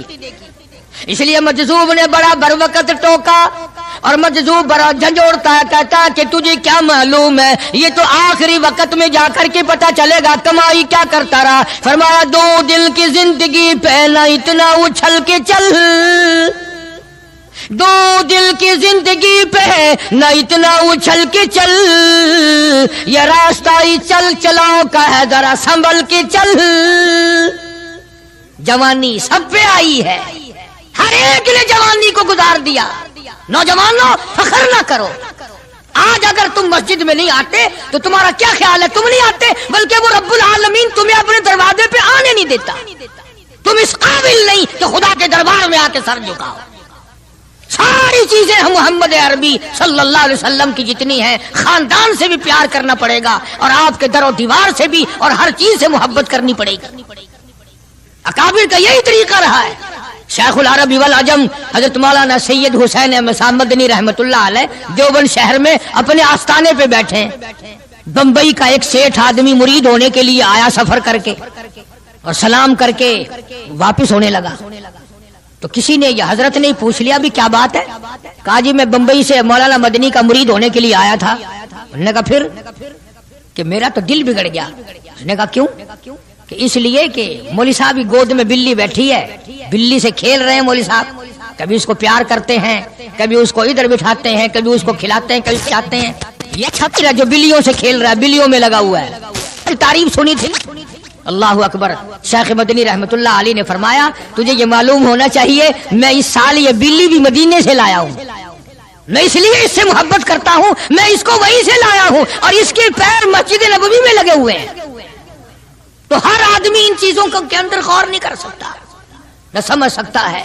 इसी तरह से खुदा के कुरान से बड़ा प्यार होना चाहिए कि ये अल्लाह का कलाम है और मोहम्मद अरबी सल्लल्लाहु अलैहि वसल्लम का सारी जिंदगी का तिलावत करदा कलाम है। मैं बात कर रहा था सहाबा इकराम की कि अल्लाह पाक ने इनको इतनी अजमतें अता फरमाई कि ये नबी के साथ होकर के भूखे रहे, प्यासे रहे, तंगदस्तियां उठाई, फाका मस्ती गुजारी, परेशानियां झेली, लेकिन एक दिन भी अपने नबी को शिकवे का मौका नहीं दिया। आज कौन ऐसा कर सकता है? किसकी मजाल है कि उन लोगों की रीस करे? यूं लिखा किताबों में कि एक आदमी के घर बकरे की सिरी आई, किसी ने हदिया भेजा दोस्त ने। उनने कहा भाई हमने तो शाम भी रोटी खाई पकाई थी, इस बराबर वाले घर में कल से धुआं नहीं निकला, इनके यहाँ पहुंचा दो। उन्होंने इनके यहाँ पहुंचा दी बराबर वाले घर में। बराबर वाले कहते हैं हमने तो कल सुबह खाई थी, हम तो कल सुबह के खाए हुए ही हैं, 2 वक्त के फाका गुजरा, इस बराबर वाले घर में परसों से धुआं नहीं निकला। वो बकरे की सिरी उस घर में पहुंचा दी, हत्ता कि ये बकरी की सिरी चलती चलती 7 घरों में फिर गई और है सारे जरूरतमंद, हाजतमंद सारे हैं, लेकिन नबी करीम सल्लल्लाहु अलैहि वसल्लम के फरमान पे अमल करने वाले इतने ज्यादा हैं कि अपने पेट को अपने तन के को पीछे करते हैं और बराबर वाले के आगे आगे करते हैं। वो सिरी बकरी की घूमती घूमती फिर उस पहले घर में ही आ गई। अरे इससे बढ़कर इन लोगों की मिसाल कौन कायम करेगा कि जंग में एक सहाबी जख्मी है और बड़ा ज्यादा जख्म खाए हुए पड़ा है और किसी के हाथ इत्तला भेजी कि मेरे भाई को कहना अगर मेरी जिंदगी तक आ सके जल्दी मुझे 2 घूंट पानी का पिला जाए, बड़ी सख्त प्यास लगी है। तो इत्तला मिलने पर वो पानी लेके दौड़ा और ये प्यासा है, आखिरी वक्त है, पानी के लिए पानी प्याले में डाला। बराबर में भी एक और आदमी जख्मी पड़ा था, सहाबी है हुजूर करीम सल्लल्लाहु अलैहि वसल्लम का। उसने भी आवाज दे दी भाई अपना भी आखिरी वक्त है भाई, अगर 2 घूंट ज्यादा हो तो हमें भी दे देना, हम भी अपना हलक गीला कर लेंगे। वो पहले वाला कहता है जिसने मंगवाया था, उन्होंने कहा मेरा अल्लाह मालिक है, पहले इसको पिला, मेरा अल्लाह मालिक है, पहले इसको पिला। जब उसके पास गया तो तीसरे ने आवाज दे दी भाई 2-4 कतरे बकाया हो तो हमें भी दे देना भाई। उसने दूसरे की तरफ इशारा कर दिया कि पहले उसको पिला। तीसरे की तरफ गया तो चौथे ने आवाज दे दी और जब चौथे तक पहुंचा वो अल्लाह के यहाँ जा चुका था। खुदा की कसम ये वाकयात बनाए किसी ने नहीं, अरे मोहब्बत तो इसको कहते हैं। चारों के चारों हौज़े कौसर पे तो पहुंच गए मगर पानी किसी ने न पिया। कौन इन लोगों की रीस करेगा? कर ही नहीं सकता। निगाह नबूवत ने इनको खुदा जाने कहां पहुंचा दिया था। आज मेरे तेरे दिल में ये किस तरह से बर्तरी आए दूसरे की। हमारे हाथ लग जाए एक मर्तबा कुछ फिर देखो तमाशा। जब तक ना हाथ लगे, तुम भी हाजी हो मैं भी गाजी हूं, उस वक्त तक सारे मसले भी करते हैं, और हाथ लग जाए फिर देखो कितनी गड़बड़ करते हैं। इसलिए मैं अर्ज कर रहा था कि ये लोग सारे जहान में निराले हैं। मुमताज शान है साहबा इकराम रिज़वानुल्लाह ताला अलैहिम अजमाइन की जमात की, जिनको तालीम नबी ने दी हो, जिनकी तरबियत नबी करीम सल्लल्लाहु अलैहि वसल्लम ने की हो, और जिनका पीर इमामुल अंबिया हो, जिनका पीर काली कमली वाला हो, जिनके बच्चों के हलकों में तहनीक यानी घुट्टी हुजूर करीम सल्लल्लाहु अलैहि वसल्लम ने दी हो, और जिनके घरों में हुजूर खुद तशरीफ लाते हो। क्या कहना उन लोगों का। सैयदा उम्मे हानी रज़ी अल्लाह ताला अन्हा, ये बैतुल्लाह शरीफ में जिधर अजान होती है पीछे करके जगह ना, जहाँ ज्यादा बैठकर लोग कुरान करीम पढ़ते हैं, یہ مکان ہے سیدہ ام ہانی رضی اللہ تعالیٰ عنہا کا. حضور کریم صلی اللہ علیہ وسلم یہاں دوپہر کے وقت آرام فرمایا کرتے تھے. تو گرمی تھی, پکھا بھی جلتی, اور جہاں پسینے کا قطرہ دیکھتی انگلی سے لے کر اپنی شیشی میں بند کر لیتی. صحابہ کی جماعت وہ نرالی جماعت ہے جنہوں نے نبی کے پسینے کی بھی حفاظت کی ہے.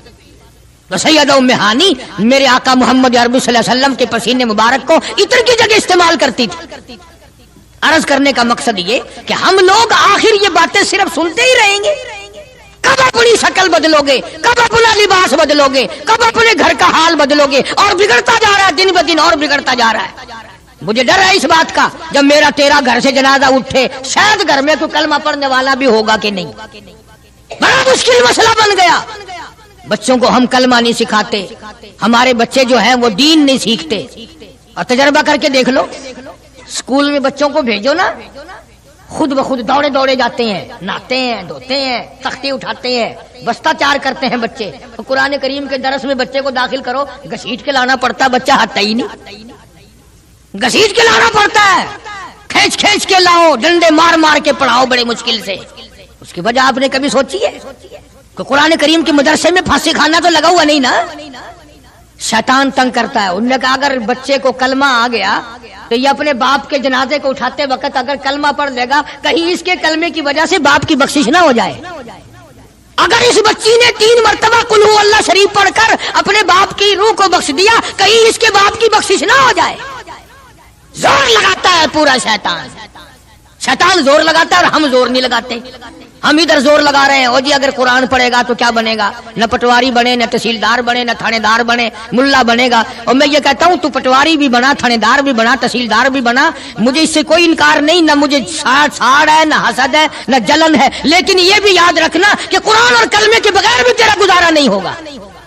اگر تیرے بچوں کا گزارا دنیا میں تعلیم کے بغیر, انگریزی تعلیم کے بغیر نہیں, تو میری بات بھی پکا کے لے جا, قبر میں قرآن اور کلمے کے بغیر تیرا بھی گزارا نہیں.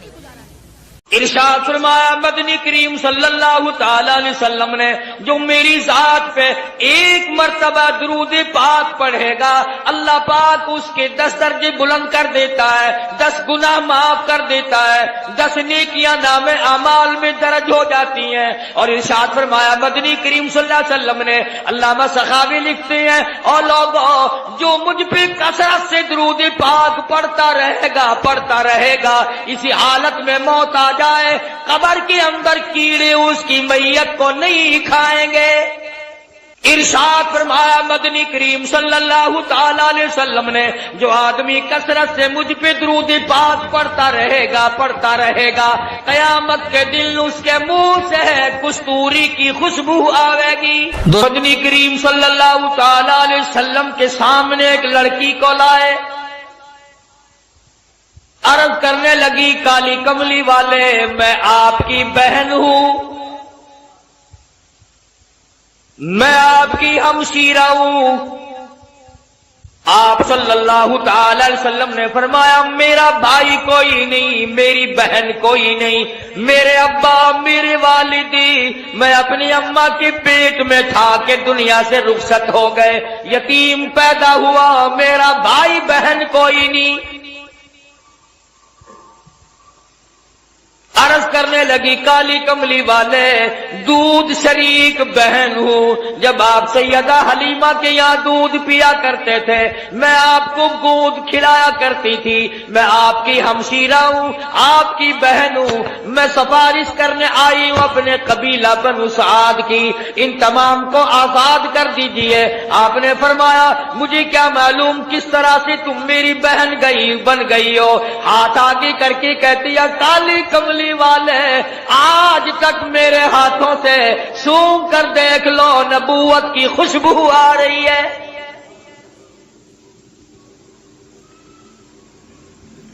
میں گود میں کھلایا کرتی تھی, میں آپ کو سنبھالا کرتی تھی, آج تک میرے ہاتھوں سے نبوت کی خوشبو آتی جاتی ہے. اور ایک اور نشانی آپ کو دکھا دوں, اس میں نشان موجود ہے. آپ میری گود میں تھے, بڑی تھوڑی سی عمر تھی, میں نے شرک کی بات کوئی زبان سے نکالی, آپ نے میرے کندھے میں چک مار دیا. مجھ نبی کو گود میں لے کر شرک کی بات کیسے کر سکتی ہو؟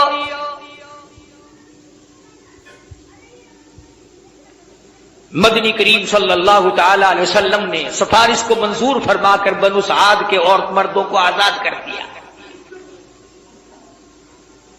70,000 فرشتہ دائیں طرف ہے، 70,000 فرشتہ بائیں طرف ہے، 70,000 فرشتہ آگے ہے، 70,000 فرشتہ پیچھے ہے، درمیان میں امام الانبیاء محبوب کبریا حضرت محمد مصطفیٰ صلی اللہ تعالی علیہ وسلم کی ذات اقدس ہے، چاروں طرف نورانی ہے، بیچ میں انسان ہے، سید البشر ہے۔ سارا جہان دیکھ رہا ہے کہ نوریوں کے جھرمٹ میں حضرت محمد کریم صلی اللہ تعالی علیہ وسلم کی ذات اقدس ہے۔ پہلے آسمان پہ پہنچے، دستک دی گئی، دروازہ کھولا، مما کا کون ہے؟ کون ہے؟ عرض کیا گیا میں جبریل ہوں۔ مما کا تیری ساتھ کون ہے؟ جبریل کہتے ہیں مائی محمد۔ او آسمان والو آؤ مجھے مبارکباد دے دو، آج تو میری ساتھ امام الانبیاء ہے۔ فرشتے قطار در قطار کھڑے تھے۔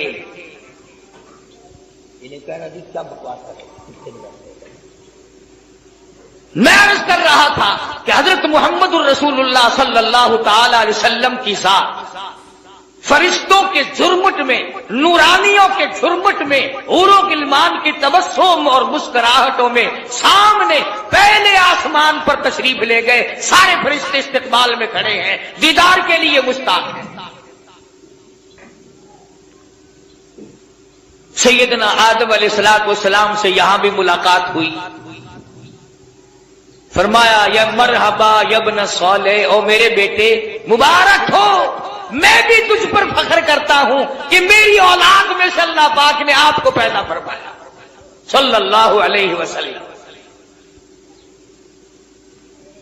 دوسرے آسمان پہ، تیسرے آسمان پہ استقبال ہوتا جاتا ہے، دیدار کے مشتاق فرشتے دیدار کرتے جاتے ہیں، قربان ہوتے جاتے ہیں، جدھر سے گزرو سلام ہے، جدھر سے گزرو درود ہے۔ فرشتے درود پڑھتے ہیں، سلام پڑھتے ہیں، ان اللہ، تحقیق میں خدا، میں پروردگار، و ملائکہ، اور میرے فرشتے، یصلون علی النبی، مدنی کریم صلی اللہ علیہ وسلم کی ذات پہ درود پاک پڑھتے ہیں۔ یا ایھا الذین آمنو، او ایمان والو تم بھی درود و سلام پڑھا کرو۔ ارشاد فرمایا مدنی کریم صلی اللہ تعالی علیہ وسلم نے، جو میری ذات پہ ایک مرتبہ درود پاک پڑھے گا، اللہ پاک اس کے 10 درجے بلند کر دیتا ہے، 10 گناہ معاف کر دیتا ہے، 10 نیکیاں نام اعمال میں درج ہو جاتی ہیں۔ اور ارشاد فرمایا مدنی کریم صلی اللہ علیہ وسلم نے، علامہ سخاوی لکھتے ہیں، اور لوگوں جو مجھ پہ کثرت سے درود پاک پڑھتا رہے گا، اسی حالت میں موت آ جائے، قبر کے اندر کیڑے اس کی میت کو نہیں کھائیں گے۔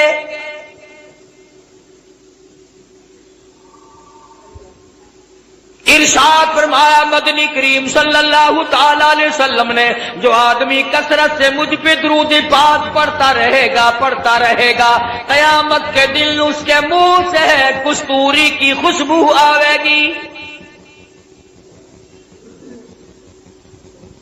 اہل محشر کہیں گے الہی یہ کون ہے جس کے منہ سے اتنی خوشبو ہے کہ میدان محشر مہک رہا،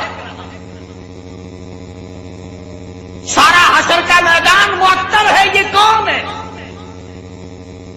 جواب ملے گا تم گیت گایا کرتے تھے، یہ کالی کملی والے کی ذات پہ درود پاک پڑھا کرتے تھے، تم خرافات بکا کرتے تھے، تم بکواس کیا کرتے تھے، یہ اپنے محبوب حضرت محمد الرسول اللہ صلی اللہ تعالی علیہ وسلم کی ذات اقدس پہ اس قدر درود شریف پڑھا کرتے تھے کہ رات کو سو جاتے تھے، اٹھتے وقت بھی چلتے پھرتے بھی درود پاک پڑھا کرتے تھے۔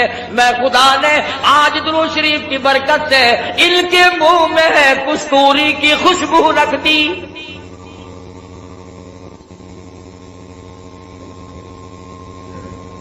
اور اس سے بڑھ کر کتنی بڑی بات ہے، علماء نے لکھا ہے کہ قیامت کے دن حضور صلی اللہ علیہ وسلم نے فرمایا کہ اس پیاس والے دن میں 50,000 سال کے پیاس والے دن میں میں خود ان لوگوں کو تلاش کرنے آؤں گا اور ہاتھ پکڑ کر حوض کوثر پہ لے جاؤں گا اور رحمت والے ہاتھوں سے پانی پلاؤں گا۔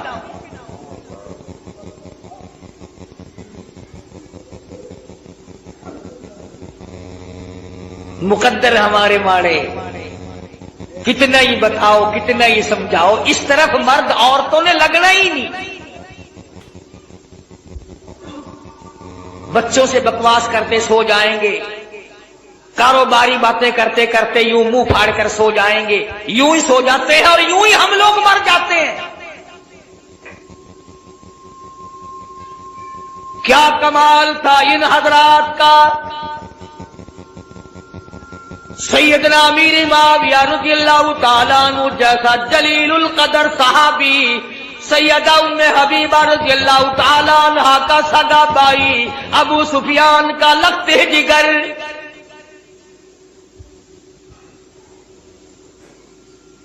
جس گھر کی عورتوں کا یہ عالم ہے، جس گھر کی عورتوں کے عقیدے کا یہ حال ہے، ابو سفیان ابھی ایمان نہیں لائے تھے، مدینے پاک میں اپنی بیٹی سیدہ ام حبیبہ رضی اللہ تعالیٰ عنہا سے ملاقات کے لیے آئے، بیٹی سے ملنے کے لیے آئے۔ جب حجرے مبارک کے قریب آئے، اور لوگوں اور بلڈنگ کوٹھیوں بنگلوں پہ رات دن مرنے والوں، کبھی تو سیرت کی کتابیں اٹھا کر دیکھو، شہنشاہ کائنات کی کیا زندگی تھی۔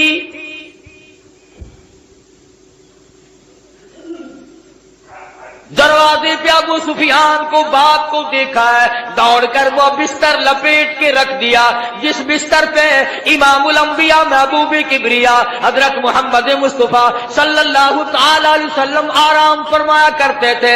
ابو سفیان نے دیکھ لیا، کہنے لگا بیٹی بے ادب ہو گئی ہو، گستاخ بن گئی ہو، ابا نہیں، لوگ اپنے ابا کے لیے بستر بچھایا کرتے ہیں، تم نے لپیٹ کے رکھ دیا۔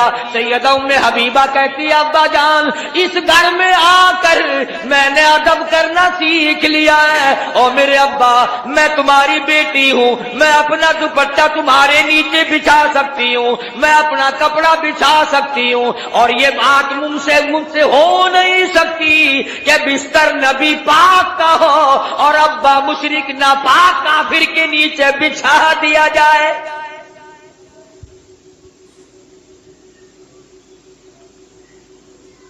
جس گھر کی عورتوں کا یہ عقیدہ ہو، مردوں کا کیا حال ہوگا؟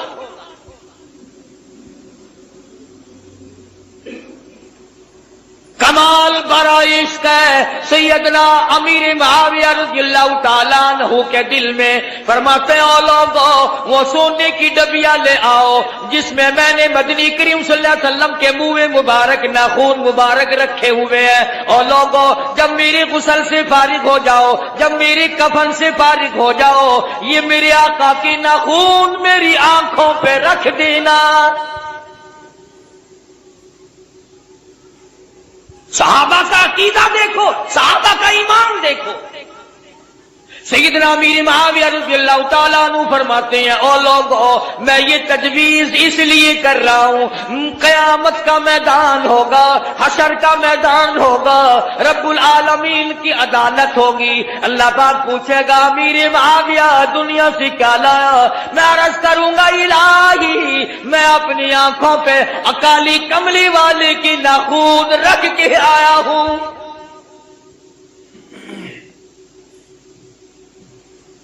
اور ہمارے علماء دیوبند کے عقیدے کے بارے میں کئی لوگ شک ڈال دیا کرتے ہیں، او میاں تو کو پتا نہیں اے اتو اتو منیندن وچو نہیں منیندے اندازہ لا اسا ایڈے کملے تھی گئے ہیں اپنے وچ انہاں کو بڑھن لینے انہوں نے ساڈے وچ وڑ کے بھی دیکھ لیا کون ہے جو ہمارے اندر بڑھ سکتا ہے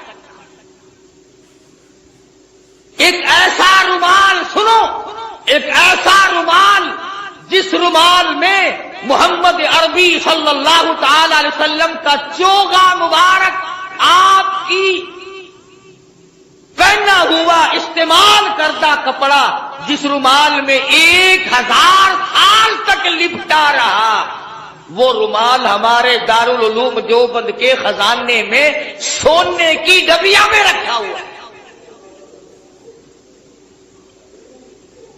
یعنی حضور کے کپڑے کی تو برکت جو تھی سو تھی جو حضور کے کپڑے کو کپڑا لگ گیا ہم تو اس کا بھی اکرام کرتے ہیں مگر یہ نہیں کہ چل پڑے مانگنے کے لیے یہ حضرت علی کا پنجہ ہے یہ حضرت حسین کی پگڑی ہے یہ حضرت حسن کا تیر ہے یہ امام زین العابدین کا گھوڑا ہے تمہارے پاس کہاں سے آ گئی ہے جھوٹ کے پیچھے لگتے ہو بکواس کے پیچھے لگتے ہو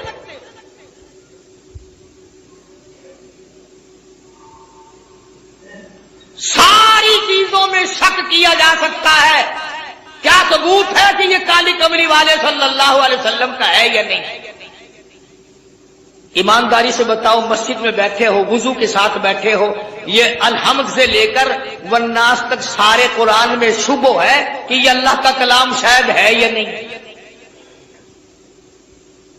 اللہ پاک نے نازل فرمایا جبریل امین لے کر آئے مدنی کریم صلی اللہ علیہ وسلم پہ نازل ہوا حضور صلی اللہ علیہ وسلم نے 23 برس تک رات دن اس قرآن پاک کی تلاوت کی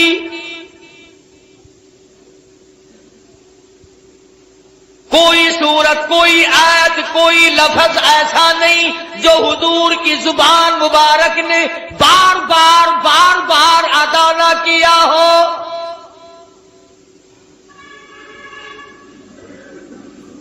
فرض نمازوں میں حضور نے یہی قرآن پڑھا تہجد کی نمازوں میں پڑھا اوابین کی نمازوں میں پڑھا بیٹھ کے تلاوت فرمائی کھڑے ہو کر تلاوت فرمائی رات کو تلاوت فرمائی دن کو تلاوت فرمائی امن ہوا قانت آناء اللیل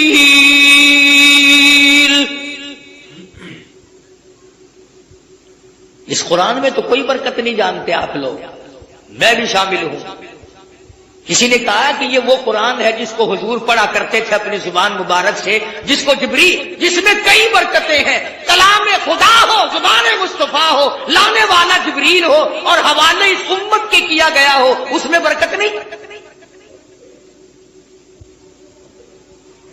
اگر کوئی یوں ایک جھنڈا لے کے چل پڑتا ہے ڈھول بجاتا ہوا وہ جھنڈا برکت والا بن جاتا ہے اور یہ خدا کا قرآن کوئی برکت والا نہیں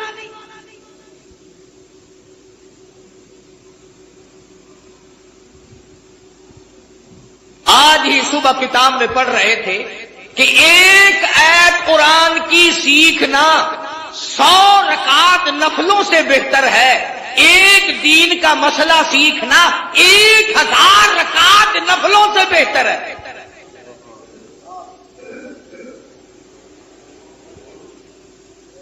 اب میں آپ کو کس طرح سمجھاؤں یہ جو دنیا دار لوگ ہیں سائیکلوں پہ سکوٹروں پہ کام کرتے کرتے گنگناتے ہیں نا اپنی آواز ملاتے ہیں کنڈریوں کی آواز کے ساتھ قربان جاؤں وہ لوگ کتنے خوش نصیب ہیں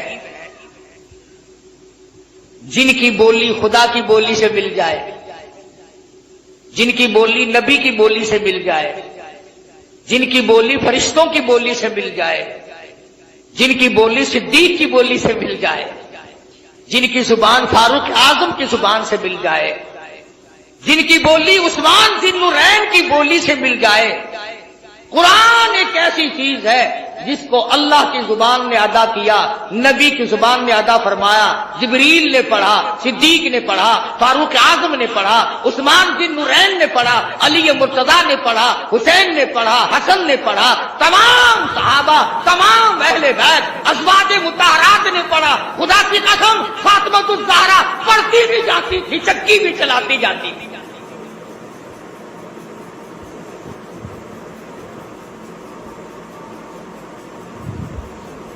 سیدہ رقیہ رضی اللہ تعالیٰ عنہا کی بولی سے اگر بولی ملانی ہو قرآن پڑھو،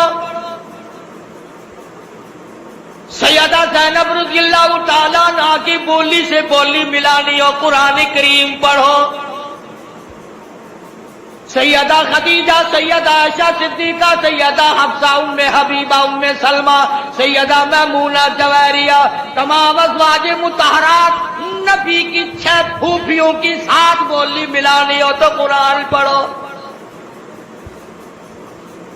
1,29,000 صحابہ سے اگر بولی ملانی ہو تو قرآن پڑھو۔ علامہ سید عبد القادر جیلانی سے اپنی بولی ملانی ہو تو قرآن پڑھو۔ اس پر اعتقاد نہیں جمتا۔ یہ بات میں نے اس لیے ذرا لمبی کی، اگلی بات سمجھانا چاہتا ہوں۔ جب چھٹے آسمان پہ گئے، تشریف لے گئے، تو حضور صلی اللہ علیہ وسلم فرماتے ہیں میں نے ایک درخت دیکھا جس کے نیچے ایک بوڑھے بزرگ چھوٹے چھوٹے بچوں کو قرآن کریم پڑھا رہے ہیں۔ چھوٹے چھوٹے بچوں کو قرآن کریم پڑھا رہے ہیں ایک بزرگ آسمانوں پہ۔ حضور صلی اللہ علیہ وسلم فرماتے ہیں میں نے پوچھا یہ کون ہے اور یہ یہاں مدرسہ کیسا ہے؟ یہ چھٹے آسمان پہ مدرسہ کیسا؟ یہ جواب ملا کالی کملی والے، بعض بچے نے ایک سپارہ پڑھا، موت آ گئی۔ 10 سپارے قرآن کریم کی پڑھے، موت آ گئی۔ 20 سپارے قرآن کریم کی پڑھے، موت آ گئی۔ والدین کا پورا قرآن کریم پڑھانے کا پروگرام تھا، استاد کا پورا کرانے کا پروگرام تھا، بچے کا دل پورا قرآن کریم پڑھنے کے لیے تھا، موت نے وقت نہ دیا۔ اللہ پاک نے فرما دیا اور میرے محبوب کی امتیوں کے بچوں آؤ، تم نے قرآن کریم پڑھنا شروع فرض پہ کیا تھا، آؤ اس کو مکمل اور ختم عرض پہ کر لو۔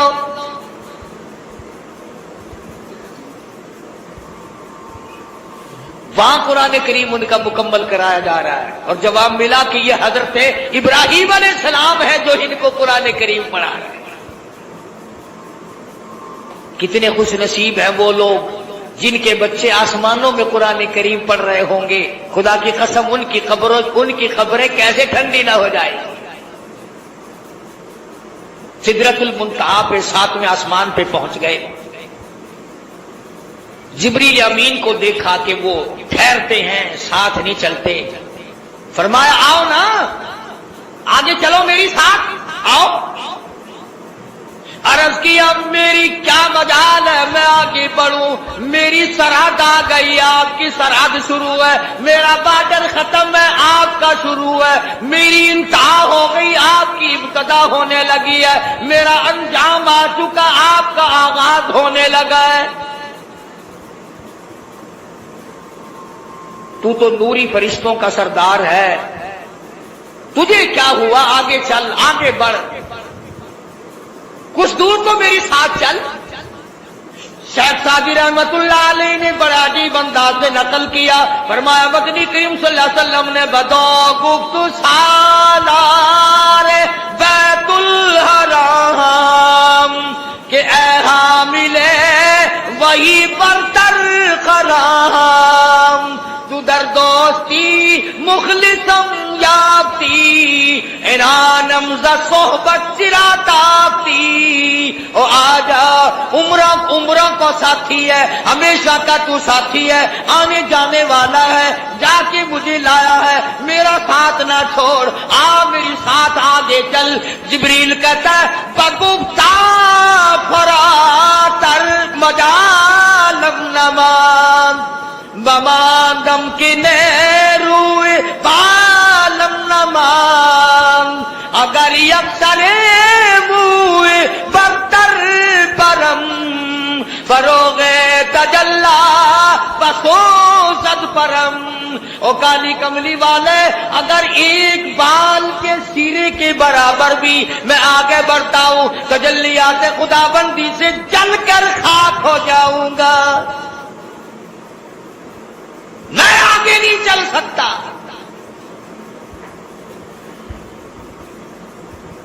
اندازہ لگاؤ مسئلے حل ہو رہے ہیں معراج والی رات میں۔ کو لکھ بھیجا ابو بکر کے یہاں اس سے کم آٹے میں گزارا ہو سکتا ہے، اتنا آٹا کم کر دیا جائے۔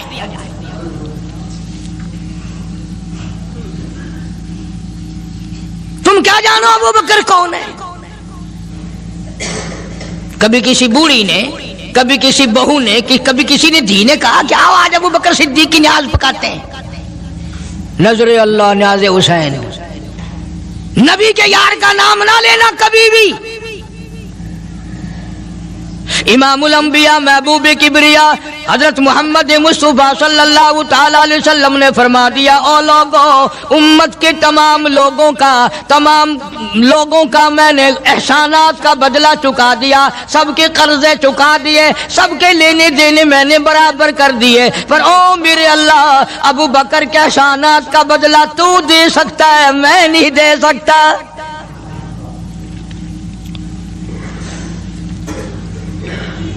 سارا گھرانہ بڑا عجیب ہے، گھر کا گھر بڑا عجیب ہے۔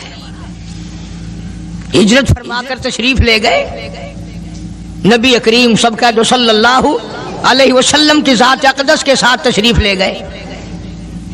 صدیق اکبر کا والد زندہ ہے، ابو قحافہ بوڑھا ہے، آنکھوں سے نابینا ہے، ابھی ایمان نہیں لایا ہجرت والی رات تک، بعد میں لایا ہے۔ لاٹھی کے سہارے گھر آیا، پتہ تو چل گیا نا کہ رات چلا گیا نبی کے ساتھ میرا بیٹا، اور آ کے پوتیوں کو کہنے لگا، کیوں اسما جی دادا جان، میرا تو اپنا خیال یہ ہے کوئی ٹیڈی، کوئی پیسہ، کوئی کپڑا، کوئی غلہ تمہارے لیے نہیں چھوڑ کے گیا ہوگا۔ باوجود کافر ہوتے ہوئے اس وقت تک ابو بکر کا والد مسلمان نہیں، لیکن جانتا ہے کہ میرے بیٹے کو نبی کی اتنی محبت ہے، وہ اتنا قربان ہے، وہ اتنا پروانہ ہے اور اس قدر جانثار ہے، کوئی شے گھر میں نہیں چھوڑ کے گیا ہوگا۔ سیدہ اسماء رضی اللہ تعالی عنہ چھوٹی سی بچی ہے صدیق اکبر کی، کہتی ہے کہ میں نے ایک ہیلا بنایا، ہمارے یہاں دیوار میں ایک آلہ سا میرے والد نے بنا رکھا تھا، اس میں پیسے رکھتے تھے، تو میں نے وہاں یہ مٹی کے ٹوٹے ہوئے برتنوں کے ٹھپ ڈال دیے اور اوپر کپڑا ڈال دیا، اور میں نے اپنے دادا سے کہا، نہیں دادا جان، اب کے تو ابا جی نے حد کر دی، بہت سارا مال ہمارے لیے چھوڑ کے گئے ہیں۔ انہوں نے کہا بیٹی میرا یقین نہیں پڑتا، وہ نبی کے بغیر ایک پیسہ تو کیا وہ اپنی جان پیچھے رکھنے کو تیار نہیں۔ انہوں نے کہا نہیں دادا ذرا آؤ تو صحیح۔ کہتی ہیں کہ میں نے اپنے دادا کا یوں ہاتھ پکڑ کے، دکھتا تو تھا نہیں، اس کپڑے کے اوپر پھیر دیا کہ دیکھیے یہ آلہ ہے نا، یہ تاک جھالا کہ سب بھرا پڑا ہے۔ یہ کہنے لگا اچھا بہت اچھا کیا، تمہارا گزارا ہو جائے گا، مجھے بڑا فکر تھا، مجھے بہت پریشانی تھی، اب میں بے فکرہ ہو گیا کہ تمہارے لیے تمہارا ابا کھانے پینے کے لیے تو چھوڑ گیا۔ سیدہ اسماء کہتی ہیں حالانکہ جس وقت میں نے یہ کارروائی کر کے دکھائی ہم 2 دن کے بھوکے تھے۔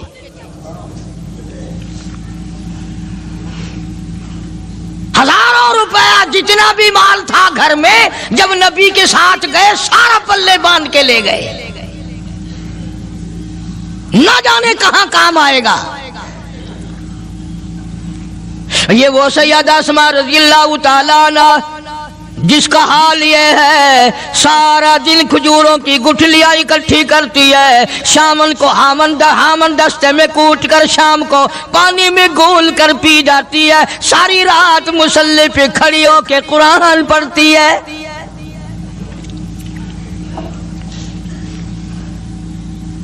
عجیب قسم کا گھرانہ ہے صدیق اکبر رضی اللہ تعالیٰ عنہ کا۔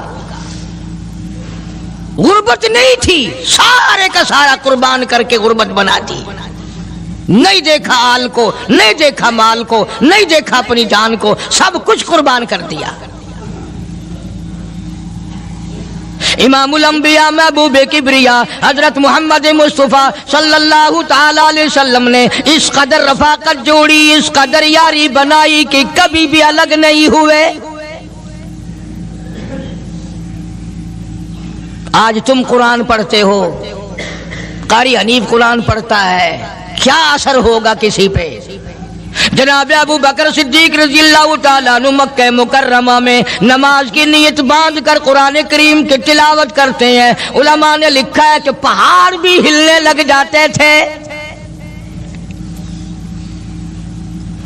اور کافروں نے نبی پاک سب کا جو صلی اللہ علیہ وسلم سے شکایت کی کہ اپنے ابو بکر کو کہو یہ رات کو قرآن زور سے نہ پڑھے، ہمارے بیوی بچوں پہ اثر ہوتا ہے، ہمارے بچے مسلمان بننے کے لیے تیار ہو جاتے ہیں، ہماری عورتیں قرآن سن کر کفر چھوڑ کر مسلمان بننے کو تیار ہو جاتی ہیں، ابو بکر سے کہو یہ آہستہ قرآن پڑھا کرے۔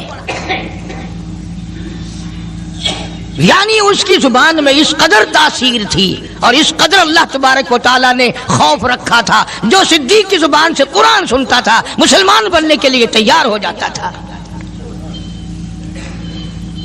آج ہم قرآن پڑھیں، حدیث پڑھیں، کچھ بھی پڑھیں، اثر نہیں ہوتا۔ کیسے ہو؟ ہمارے یہاں دلوں میں جگہ ہو جبھی تو بات بنے۔ اس لیے قرآن کریم کہتا ہے کلا بل ران علی قلوبہم ما کانوا یکسبون، گناہ کرتے کرتے، حرام کھاتے کھاتے اس قدر دل کالے ہو گئے، اب قرآن کے لیے، دین کے لیے، ایمان کے لیے گنجائش کوئی نہیں، اندر گنجائش ختم ہو گئی، سارا دل بھر گیا۔ فرمایا کلا انہم عن ربہم یومئذ لمحجوبون، ہرگز ایسا نہیں جو لوگوں کا خیال ہے، دین ان کے خیالات پہ نہیں چل سکتا۔ جناب ابو بکر صدیق رضی اللہ تعالیٰ عنہ بیمار ہیں، آخری وقت قریب ہے، اللہ اللہ۔ سیدہ عائشہ صدیقہ رضی اللہ تعالیٰ عنہ کے ہاتھ میں نیا کپڑا دیکھا، بیٹی کے ہاتھ میں نیا کپڑا دیکھا، صدیق اکبر رضی اللہ تعالیٰ عنہ نے فرمایا بیٹی یہ کپڑا کیسا ہے؟ عرض کی ابا جان کفن کے ارادے سے منگوا لیا ہے، نہ جانے کس وقت ضرورت پڑ جائے گی، مجھے خطرہ ہے، اندیشہ ہے، آپ کا آخری وقت ہے، میں نے کفن کے لیے کپڑا منگا لیا ہے۔ اللہ اکبر۔ ناراض ہوئے، فرمایا عائشہ وعدہ کرو مجھ پر نیا کفن نہیں ڈالو گی۔ عائشہ یہ کپڑا جو تو نے کفن کے لیے منگایا مدینے کی کسی بیوہ کو دے دینا، سر پہ ڈال کے پردہ کر لے گی۔ عائشہ کسی یتیم کو دے دینا، وہ اپنا کرتا بنا لے گا، وہ غریب اپنا ننگ ڈھک لے گا، مجھے نئے کفن کی کوئی ضرورت نہیں۔ اللہ کے یہاں کفن نہیں دیکھے جاتے، اس کے یہاں تو اعمال دیکھے جاتے ہیں۔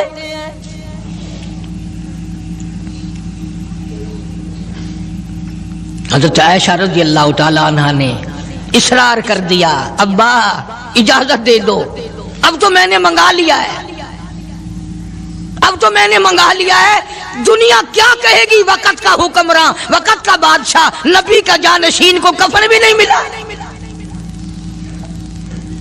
پھر دوسرا رخ اختیار کیا ہے صدیق اکبر سب کا جو رضی اللہ تعالیٰ عنہ، فرمایا عائشہ او میری بیٹی، نبی کریم صلی اللہ تعالی علیہ وسلم کا آخری وقت تیری گود میں آیا، تیرے سامنے آیا، تو نے آقا مدنی صلی اللہ علیہ وسلم کا آخری وقت دیکھا۔ حضرت عائشہ رونے لگی، ہاں میں نے دیکھا، سب کچھ مجھے معلوم ہے، پر اے عائشہ شہنشاہ کائنات کا کفن بتا۔ اس مدنی کریم صلی اللہ علیہ وسلم کا، دو جہان کے بادشاہ کا، یتیموں کے وارث کا، بیواؤں کے سہارے کا، دو جہان کے سردار، دو جہان کی رحمت حضرت محمد کریم صلی اللہ علیہ وسلم کا کفن بتا۔ حضرت عائشہ رونے لگی، عرض کی ابا جان جن کپڑوں میں سرکار اس دنیا سے تشریف لے گئے ان کپڑوں میں 12 پیوند تھے، 12 ٹاکیاں تھی۔ فرمایا عائشہ پھر تیرا کیا خیال ہے، میرا محبوب ٹاکیوں میں گیا ہو میں نئے پہن کے جاؤں؟ جن کپڑوں میں میری وفات ہو یہی میرے کفن میں استعمال کرنا، یہی کپڑے مجھے کفن میں دے دینا جو میرے جسم پہ ہیں، اس لیے کہ جب میں اپنے آقا سے ملوں گا تو شرمندگی نہ ہو۔ اور آج ذہن یہ ہے کہ میت کے کپڑے کو ہاتھ بھی نہ لگانا، پہننا تو درکنار، ہاتھ لگانے کو تیار نہیں، گھر میں رکھنے کو تیار نہیں، یوں لکڑی سے اٹھا کر پرے پرے پھینکتے ہیں، آگ لگاتے ہیں، نہلانے والے کو دے دیتے ہیں، وہ بھی نہیں پہنتا، یوں ہی گلیوں میں نالیوں میں پھینک جاتا ہے۔ نہ تیرا باپ مرا، جب تجھے نفرت ہے کپڑوں سے، مردہ نوانے والے کا وہ ماما لگتا ہے، وہ کیوں پہنے؟ عرض کرنے کا مقصد یہ کہ ان حضرات کی زندگی تو دیکھو، اور وفات شریف سے پہلے 2.5 برس جو وظیفہ لیا، جو تنخواہ لی سرکاری خزانے سے، خیبر کی زمین بیچ کر صدیق اکبر رضی اللہ تعالیٰ عنہ نے 2.5 برس کی تنخواہ کا حساب کر کے وہ ساری تنخواہ جو لی تھی بیت المال میں واپس داخل کر کے پھر دنیا سے رخصت ہوئے۔ جو تنخواہ لی تھی 2-2.5 سال میں وہ ساری کی ساری واپس کر دی جناب ابو بکر صدیق رضی اللہ تعالیٰ عنہ نے، کہ میں مسلمانوں کا پیسہ کھا کے نہیں مرنا چاہتا، چاہے تنخواہ کے طور پر تھا، کل قیامت میں میرے لیے رکاوٹ نہ بن جائے۔ آج مجھے اور آپ کو تو یہ تلاش بھی نہیں کہ اپنا حلال کے پیسوں سے کفن تو بنا کے رکھ لیں۔ ایئر کنڈیشن کا ہر وقت ذکر ہے، گھر میں ہونا چاہیے، فریج ہونا چاہیے، پنکھے ہونے چاہیے، یہ ہونا چاہیے، کار ہونی چاہیے، موٹر ہونی چاہیے، یہ ہونا چاہیے، اور کبھی گھر میں یہ ذکر بھی ہوا کہ حلال کا کفن بھی ہونا چاہیے۔ وہ کدھر سے آئے گا؟ اس کے لیے کون انتظام کرے گا؟ کون ہم نے گھر میں پیدا کر رکھا ہے جو اس وقت یہ بات دیکھ کر کفن لائے گا؟ اس لیے قرآن کریم نے اعلان کر دیا، لوگوں اپنا سب کچھ پاک صاف بن کے دنیا سے جاؤ، اپنا بدن بھی پاک ہو، عمل بھی پاک ہو، پیٹ بھی پاک ہو، کفن بھی پاک ہو۔ ان ساری میں وہ بات کرتا ہوں جس سے نہ دیوبندی بچے، نہ بریلوی بچے، نہ شیعہ بچے، نہ سنی بچے۔ موت کا جھٹکا تو سب کو لگنا ہے نا، اور ایسا لگتا ہے لاکھوں برس تک منہ کڑوا رہتا ہے۔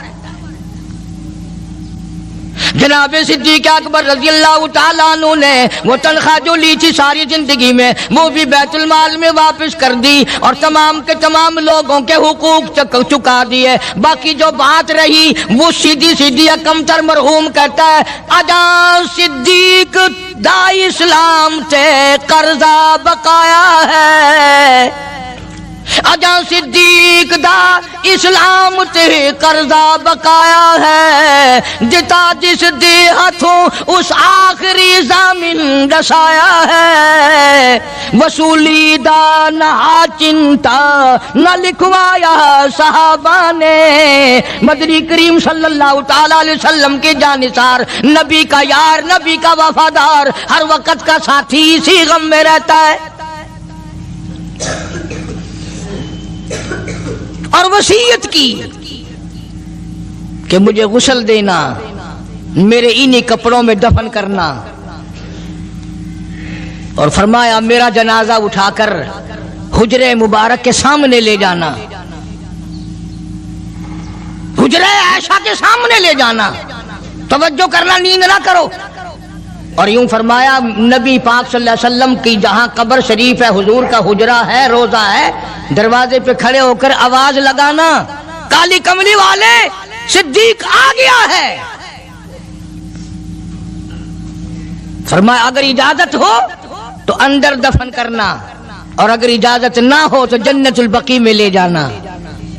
علماء کہتے ہیں کہ جب میت کو جا کر کے روضہ اقدس صلی اللہ علیہ وسلم کے سامنے رکھا اور آواز لگائی تو دروازہ خود بخود کھل گیا، اور آواز آئی دیر نہ کرو، محبوب کو محبوب سے ملا دو۔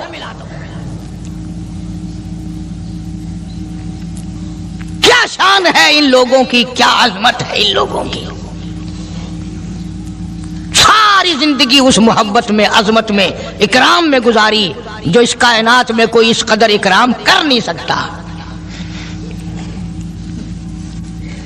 مدینہ پاک میں ایک وقت ایسا بھی آیا کہ دشمنوں نے مدینے کے گورنر کو گانٹھ لیا، اس کو رشوت دی، پیسے دیے،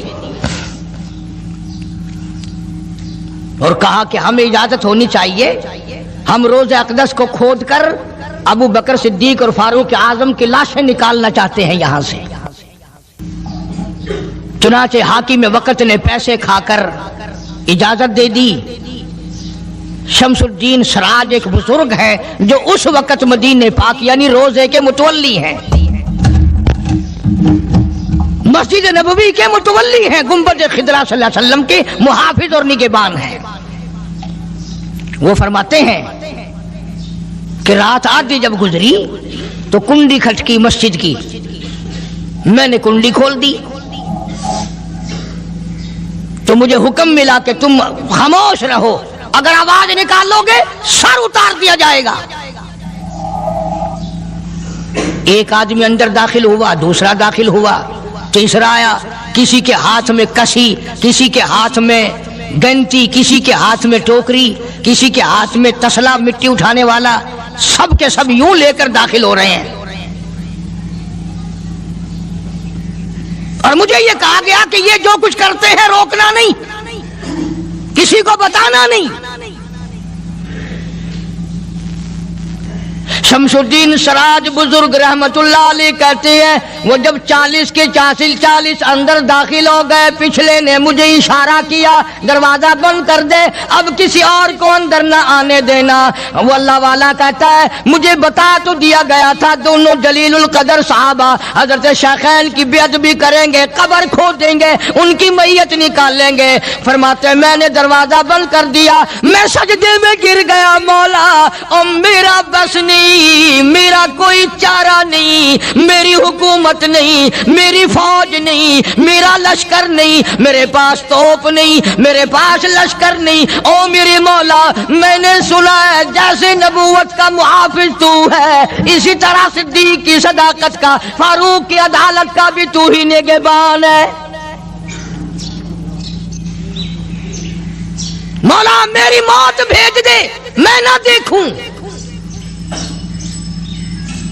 شمس الدین سراج بزرگ کہتا ہے کہ اللہ کا حکم ہوا، میں نے بھی دعا تو کی تھی رو رو کے، میرے دیکھتے دیکھتے، توجہ کرنا لفظ سمجھو، میرے دیکھتے دیکھتے مسجد نبوی میں زمین پھٹی اور بمے ٹوکریوں کے، بمے سامان کے 40 کے 40 کو زمین نگل گئی۔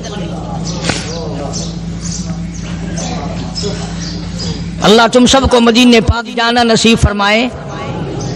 وہ جو قالین بچھے ہوئے ہیں نا، کسی پرانے عرب سے اب بھی پوچھ لینا، لمبا کالا کالا نشان لگا ہوا ہے، یہ نشانی ہے کہ وہ کالے جو تھے نا اندر کے کالے، وہ سب یہاں کا رکھ ہوئے ہیں۔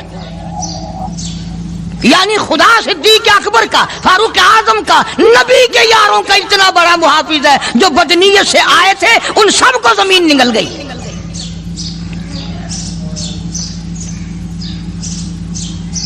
ایک اللہ والا کہتا ہے کہ میں نے